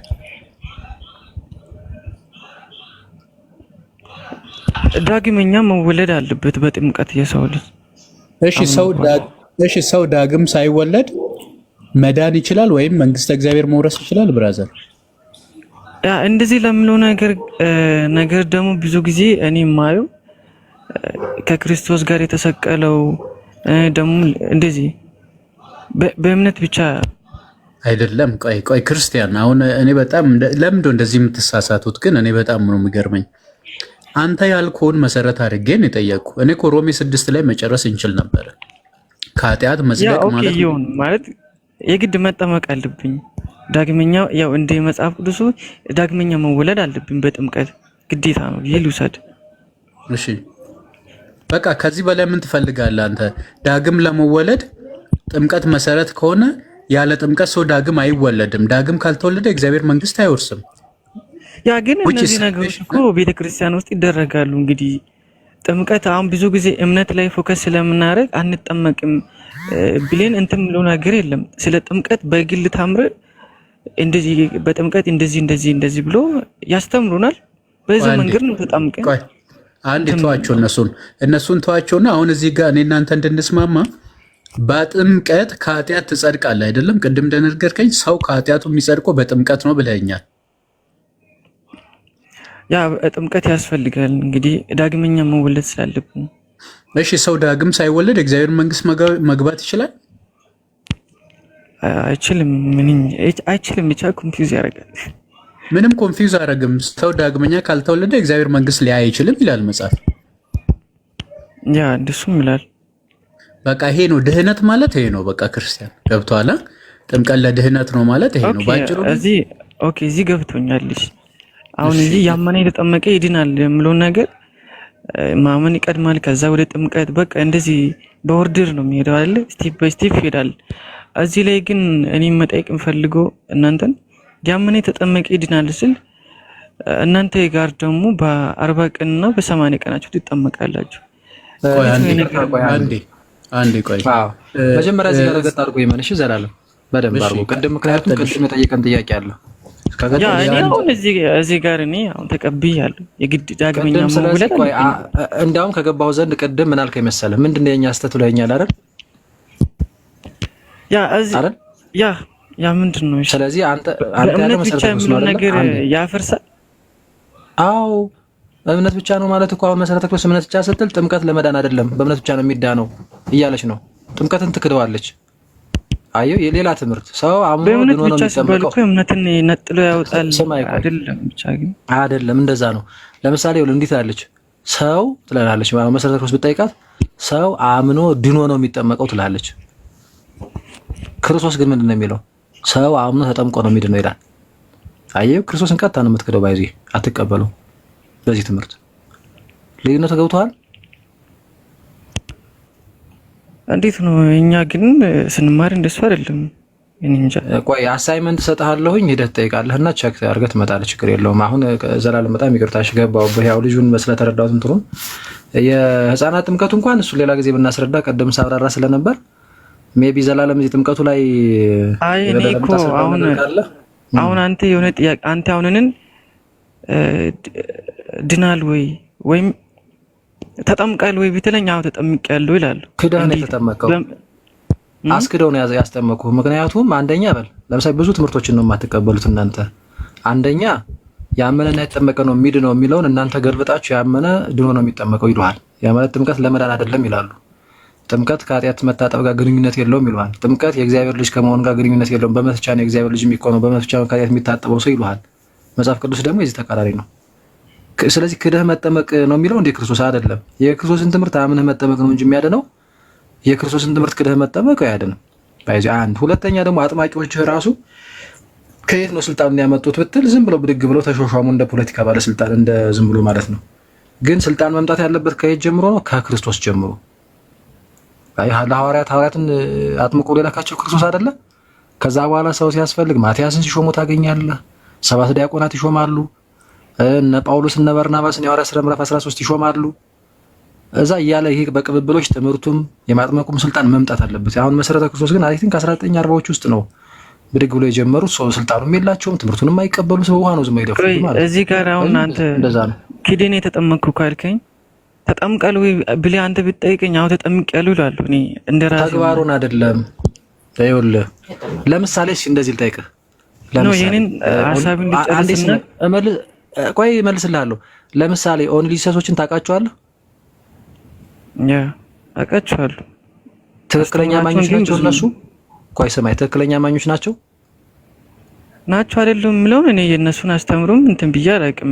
እሺ እንደዚህ ላስታውስህ። ቆይ በስላሴ አያምኑም። ለምሳሌ እነሱ በቃ ኢየሱስ አምነው እንጂ አብ ወልድ መንፈስ ቅዱስ የሚባል ነገር የለም ይላሉ። ትክክለኛ አማኞች ናቸው፣ ግን ጥምቀትን ይጠመቃሉ። ትክክለኛ ይድናሉ? ኖ አይድኑም። ለምን? ስላሴን ስለካዱ አይደለም እንዴ? ያው አየው ልክ እንደዛ እናንተ ጋርም ሲጀምር ስላሴ ላይም ብንመጣ ሌላ ነው የእናንተም። ሲቀጥል ደግሞ ስላሴን እንኳን ለጊዜው ኢየሱስ ጋርም ስንመጣ ሌላ ነው። ሲቀጥል ደግሞ ጥምቀት ላይ እንኳን አሁን እየተነጋገርንበት ያለው ላይ ጥምቀትን እናንተ በቃ ሌላ ነው የምታደርጉት። ተመሳሳይ ነው። አየው ስለዚህ ዝም ብለህ ተጠምቄያለሁ እኮ ነው የምልህ ምናምን የሚለው ይሄ እንደ ይቅርታ አድርግልኝና ክርስቲያን ይዋህነት ነው። ስለዚህ ትምህርቱ እኛም እኮ ልክ እንደናንተ ነው የምናስባችሁ። እኛን በተቃራኒ እናንተ አሁን እኛን እንደዚህ አጋንንታዊ ማሰብ መብት ነው። በፉከራማ አይሆንም እኮ ፉከራማ አይደለም። ግን እዚህ ጋር ስማይ ቆይ አንዴ የክርስቶስን ትምህርት ግን ስታየው ለምሳሌ ያመነና የተጠመቀ ነው የሚድ ነው። ማመንም መጠመቅም ለመዳን ነው። መጠመቅ ለኃጢአት ስርየት ነው የሚሉት ናቸው የክርስቶስን ትምህርት የያዙት ወይስ ዋራራራ መጠመቅማ ለኃጢአት ስርየት አይደለም ግንኙነት የለውም በእምነት ብቻ ነው የሚሉት? የትኛው ነው የክርስቶስን ትምህርት የያዙት? እኛ ወይስ እናንተ? አመነ የተጠመቀ ይድናል ይላል። ግን እናንተ እኮ በልጅነታችሁ አምናችሁ አይደለም ልጅነት አይደለም ተጠምቃችሁ ማችን አይ ቲንክ ይበቃል ይመስለኛል። ትንሽ ተከታተል በቃ ዘላለም የምትለው ነገር ካለ እንጂ ትንሽ ተከታተል እንድትረዳሽ ወንድም አለ። አልተረዳኸውም በደንብ በቃ ግን አደንቃለሁ ምናምን ታዳምጣለህ እንትን ነው የዋህነት ምናምን ነው ማለት ያ እኔ ብዙም ኔጌቲቭ ነገር እኮ የለብኝም እንደዚህ አይ እኔ አይደለም እሰማለሁ እኮ ብዙ ጊዜ ከእናንተም እንደዚህ ከዛም ከዚህ ወገን ያለው ነገር እሰማለሁ። እኔ የተመቸኝን እቀበላለሁ ያልተመቸኝን ተዋለሁ። እኔ ስላልተመቸኝ አሁን ለምሳሌ ተረድቻለሁ ክርስቲያን። አሁን ምንድነው መሰለህ ለምሳሌ ቅድም የጠቀስኩ ለኦንሊሰሶች ስላሴን ክደው ግን እንደ ጥምቀት ለመዳን ይሉሃል ባይዙ እነሱ በተቃራኒ እንደውም ከእናንተ በተቃራኒ ጥምቀት ለመዳን ነው፣ ጥምቀት ለኃጢአት ስርየት ነው፣ ጥምቀት እንደ እግዚአብሔር ልጅነት ለማግኘት ነው ይሉሃል እነሱ። ግን ማንን ክደዋል እነሱ? ደግሞ ዋናውን ስላሴን ክደዋል። ስለዚህ አይ ተጠምቀናል እኮ ይገርማል። ደግሞ እንደዚህ ሁሉ አመኛለሁ እንደው ይችናት ኮቺቸ ደግሞ ችግር የምትለው ነገር የለም። በቃ በእያንዳንዱ ትምህርት የክርስቶስን ትምህርት መቀበል አለብህ። ሳይ በስላሴ አምናለሁ አልክ፣ በኢየሱስ ክርስቶስ ምናምን እንደዚህ አምናለሁ አልክ። ከዛ በኋላ ግን ወይ ስላሴ ላይ ሌላ ትምህርት ወይ ኢየሱስ የሚለው ላይ ሌላ ትምህርት አለ ብያለሁ። ሌላ ጊዜ አስረዳለሁ። ጥምቀት ላይ ግን ስላነሳን አሁን ጥምቀቱ ላይ ግን እናንተ ለመዳን አይደለም ነው የምትሉ። መጽሐፍ ቅዱስ ግን ያመነ የተጠመቀ ይድናል ሲል ለመዳን ክራይቴሪያ አድርጎ ነው የሚጠቅሰው። ከኃጢአት መታጠቢያ ነው የሚለው፣ የኃጢአት ስርየትን ማግኛ ነው የሚለው። ይህንን ግን እናንተ ትክዳላችሁ። ስለዚህ ይህንን ክዶ መጠመቅ አይደለም የሚያድነው፣ አምኖ መጠመቅ ነው። ይህንን ጥምቀቱን ራሱ እየካዳችሁት ከዛ ወደ ስጋና ደግሞ ወደ እምነት ስራ ወደሚለው ስትመጣ እሱ ሁሉ ክደት ነው ያለው ባይዙ። ስለዚህ አንተ አይኖ አደንቃለሁ የዋህን ምናምን ነገሮችን መርምር። ልዩነቱ ካልገባ ወይ በውስጥም ጻፍልኝና እስኪ እንደዚህ ብለህ ጠይቀልህና ትረዳዋለህ። ልዩነቱ ጠይቃቸው ማለት ነው። ድንገት አንድ ከመሰል አንድ አይደለም። ሲቀጥል ደግሞ የማጥመቅ ስልጣን ብያለሁ። የማጥመቅ ስልጣን ከሐዋርያት ጀምሮ ቀጥ ብሎ መምጣት አለበት። አሁን መሰረተ ክርስቶስ ከ1940ዎቹ በፊት አልነበረችው። 1940ዎቹ ብድግ ብሎ ጀመሩና በቃ እኛ እንሿሿመ ተሿሹሞ ቀጠሉ ማለት ነው። አይቻልም እንደዛ። ከተመሰረተው መሰረቶች ብድግ ብሎ ዝሞ ተሿሹሞ እኔ ክርስቲያን ነኝ እኔ እንደዚህ ነኝ ኢየሱስ ጌታ ነው ኢየሱስ ያድናል ክርስቶስ ራሱ ጌታው ቀደመ እኮ በክርስቶስ ትምህርት የማይኖር ሰው ክርስቶስ የለውም። አይን እኮ ትምህርቱን ሳይቀበል ዝም ብሎ ኢየሱስ ጌታ ነው ምናምን ጌታ የሚለው መንግስት የሚገባ አይደለም። ከፍሬያቸው ታውቋቸዋላችሁ ነው ያለ ማቴዎስ 7 ላይ ተመልከተው ቁጥር 15 አካባቢ ጀምሮ ማለት ነው። ስለዚህ ዋናው መለኪያው የክርስቶስ ትምህርት ነው። አሁን የመዳን ትምህርት መሰረታዊ ትምህርት ነው። ይሄንን ትምህርት ሳትቀበል አይ ተጠምቄያለሁ እኮ አይ ምናምን ስትል አይመጣም። ይኸው እንትኖችም ይጠመቃሉ አልኩ። ኦንሊሰሶች ግን መጠመቅ አይደለም ተግባሩ አይደለም። ስልጣኑ ከየት መጣ? ትምህርቱስ እንዴት ነው? ሙሉውን ትምህርት ነው የምትቀበለው የሚለው ነገር መሰረታዊ ጉዳይ ነው። ሌላ ሰው ይግባ ወይስ ትንሽ ታወራዋለህ? ጣልቃ ሳልገባ አይዶ ነው ይበቃ መመኛለሁ ዘላለም። አይ ጥምቀት ስርዓት አሪፍ ነው። ክርስቲያን በጥምቀት ላይ ጥያቄ ካለ ጠይቅ። ጥያቄ ካለ በጥምቀት ላይ ኦኬ ጥምቀት ላይ ብዙም ጥያቄ አሁን ላይ በተረዱ እንትን የለም። ግን አሁን እኔ ካለሁበት ወደ እናንተ ልምጣ ብል እዛ ከመጡ በኋላ ምንድን ነው የሚደረገው? እኔ ግን አሁን ባለሁበት ቤተ እምነት ሆኜ ከእናንተ የማልቀበሉ ነገር አለ። አንዳንድ መጽሐፍ እንደምናገረው ነገር ሊቀበሉ የማልችላቸው ነገሮች ልክ አይደሉም ብዬ የማስባቸው ነገር አንዴ ይኸውልህ ምን መሰለህ፣ በመጀመሪያ ደረጃ ትክክለኛው አንተ ልትቀበላቸው የሚገባው ከድህነት ጋር ከመዳን ጋር ግንኙነት ያላቸውን ነገሮች በደንብ መረዳት አለብህ። አንደኛው ጥምቀት፣ ለምሳሌ ጥምቀት ለድህነት ለስርየተ ኃጢአት ክርስቶስን ለመልበስ ከክርስቶስ ጋር አንድ ለመሆን አሮጌነትን ለማጥፋት እንደሆነ ስታምን ኦኬ የምታምነው እኮ የተገለጠውን እውነት ነው፣ ጌታ የሰበከውን። ለምሳሌ ሮሜ 6 ቅድም የገለጥከው ነገር እኛ አሮጌ ነበርን፣ አሮጌ ማንነት ነበርን፣ የኃጢአት ስጋ ነበርን። በጥምቀት ግን አሮጌው ማንነታችን ምን እንላለን? እናድሰዋለን፣ ወደ ብርሃን እናመጣዋለን።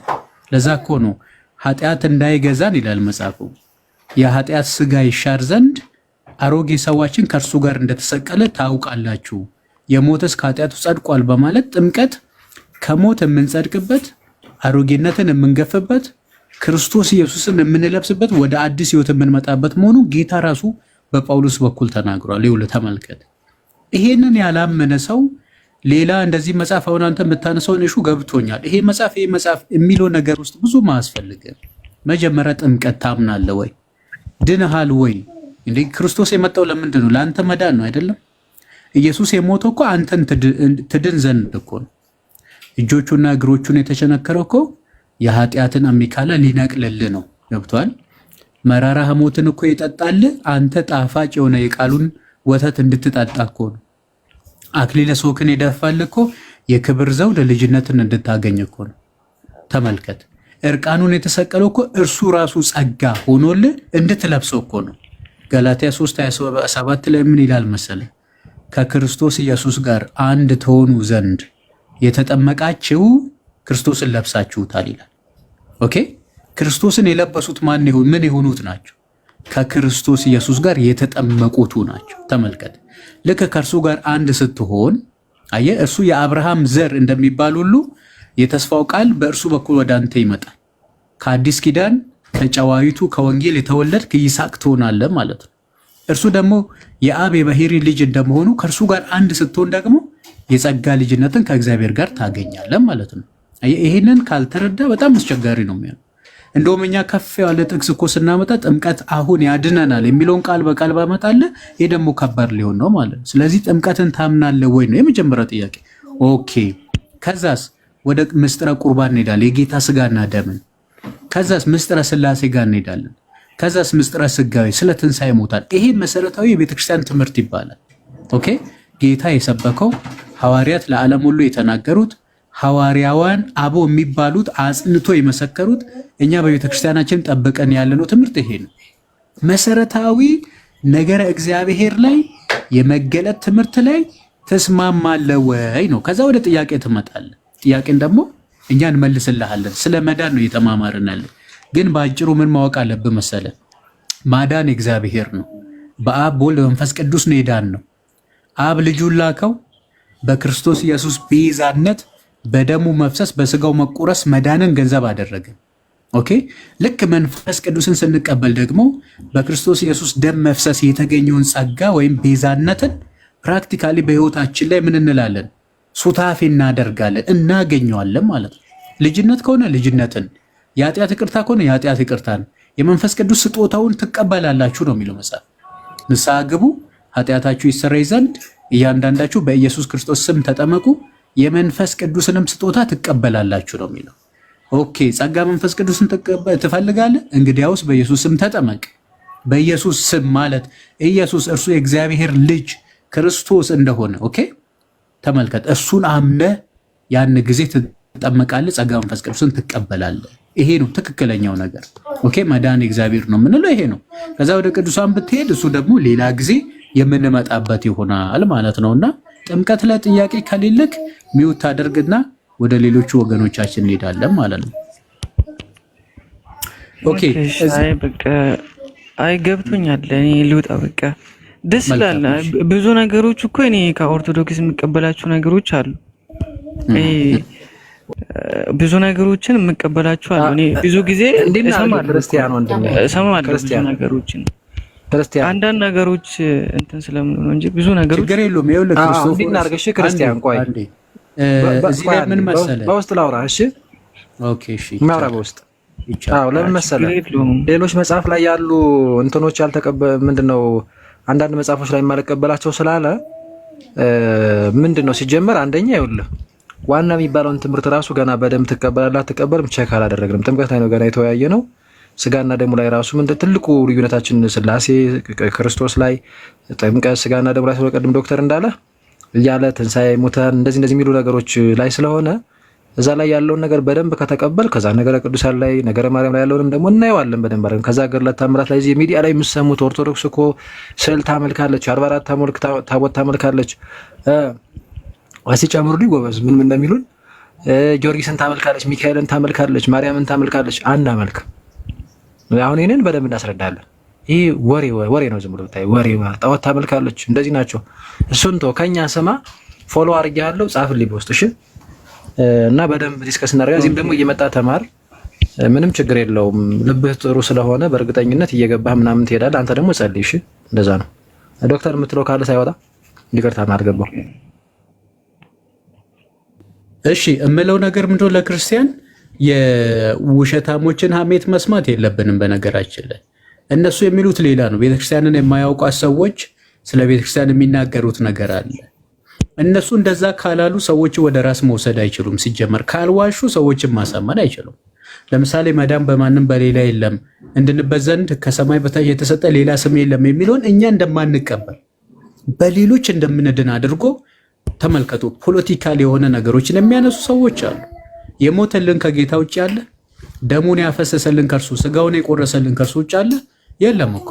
መካከለኛችን ፍጹም ሰው ፍጹም አምላክ በተዋህዶ ልደት አንድ ባሕርይ አንድ አካል የሆነ ራሱን ለሁሉ ቤዛ የሰጠ በገዛ ወገኑ በገዛ ዘመኑ ምስክርነቱ የሆነ ከኢየሱስ ክርስቶስ ውጭ ያለ የለም። ኦኬ። የምንጠመቀውም ከእርሱ ጋር አንድ ለመሆን ነው። የምንበላውም ስጋ የጌታ ነው፣ የምንጠጣውም ደም የጌታ ነው። ለምን? ለኃጢአት ይቅርታ። ኦኬ። ተመልከቱ። ይህ መጽሐፍ ቅዱስ በግልጽ ነው የሚናገረው። እርሱ ከጨለማ አገዛዝ አዳንን። ተመልከቱ። ቤዛነትንም ማለትም የኃጢአትን ይቅርታ ወዳገኘን ወደ ፍቅሩ ልጅ መንግስት አፈለሰን ነው የሚለው። በቃ ይሄ እኮ ነው። በቃ ቤተክርስቲያን ዛሬ ቅዳሴ ብንገባ ቅዳሴ ተገባ ማለት መስዋዕት ተሰዋ ማለት ነው። እርሱም የጌታችን የኢየሱስ ክርስቶስ ስጋና ደም ነው። ኦኬ። ስናማትብ በስመ አብ ወወልድ ወመንፈስ ቅዱስ ነው የምንለው ወዳጆቼ። ስለዚህ ይህን ነገር በጥልቀት መረዳት ያስፈልጋል። የሐሜተኞችን ወሬ ትተን ትክክለኛውን ነገር ማወቅ ከፈለጋችሁ ወደኛ መምጣት ነው የሚጠበቅባችሁ። ይቆየን። እዚች ጋር አንድ ኮሜንት ነበረ።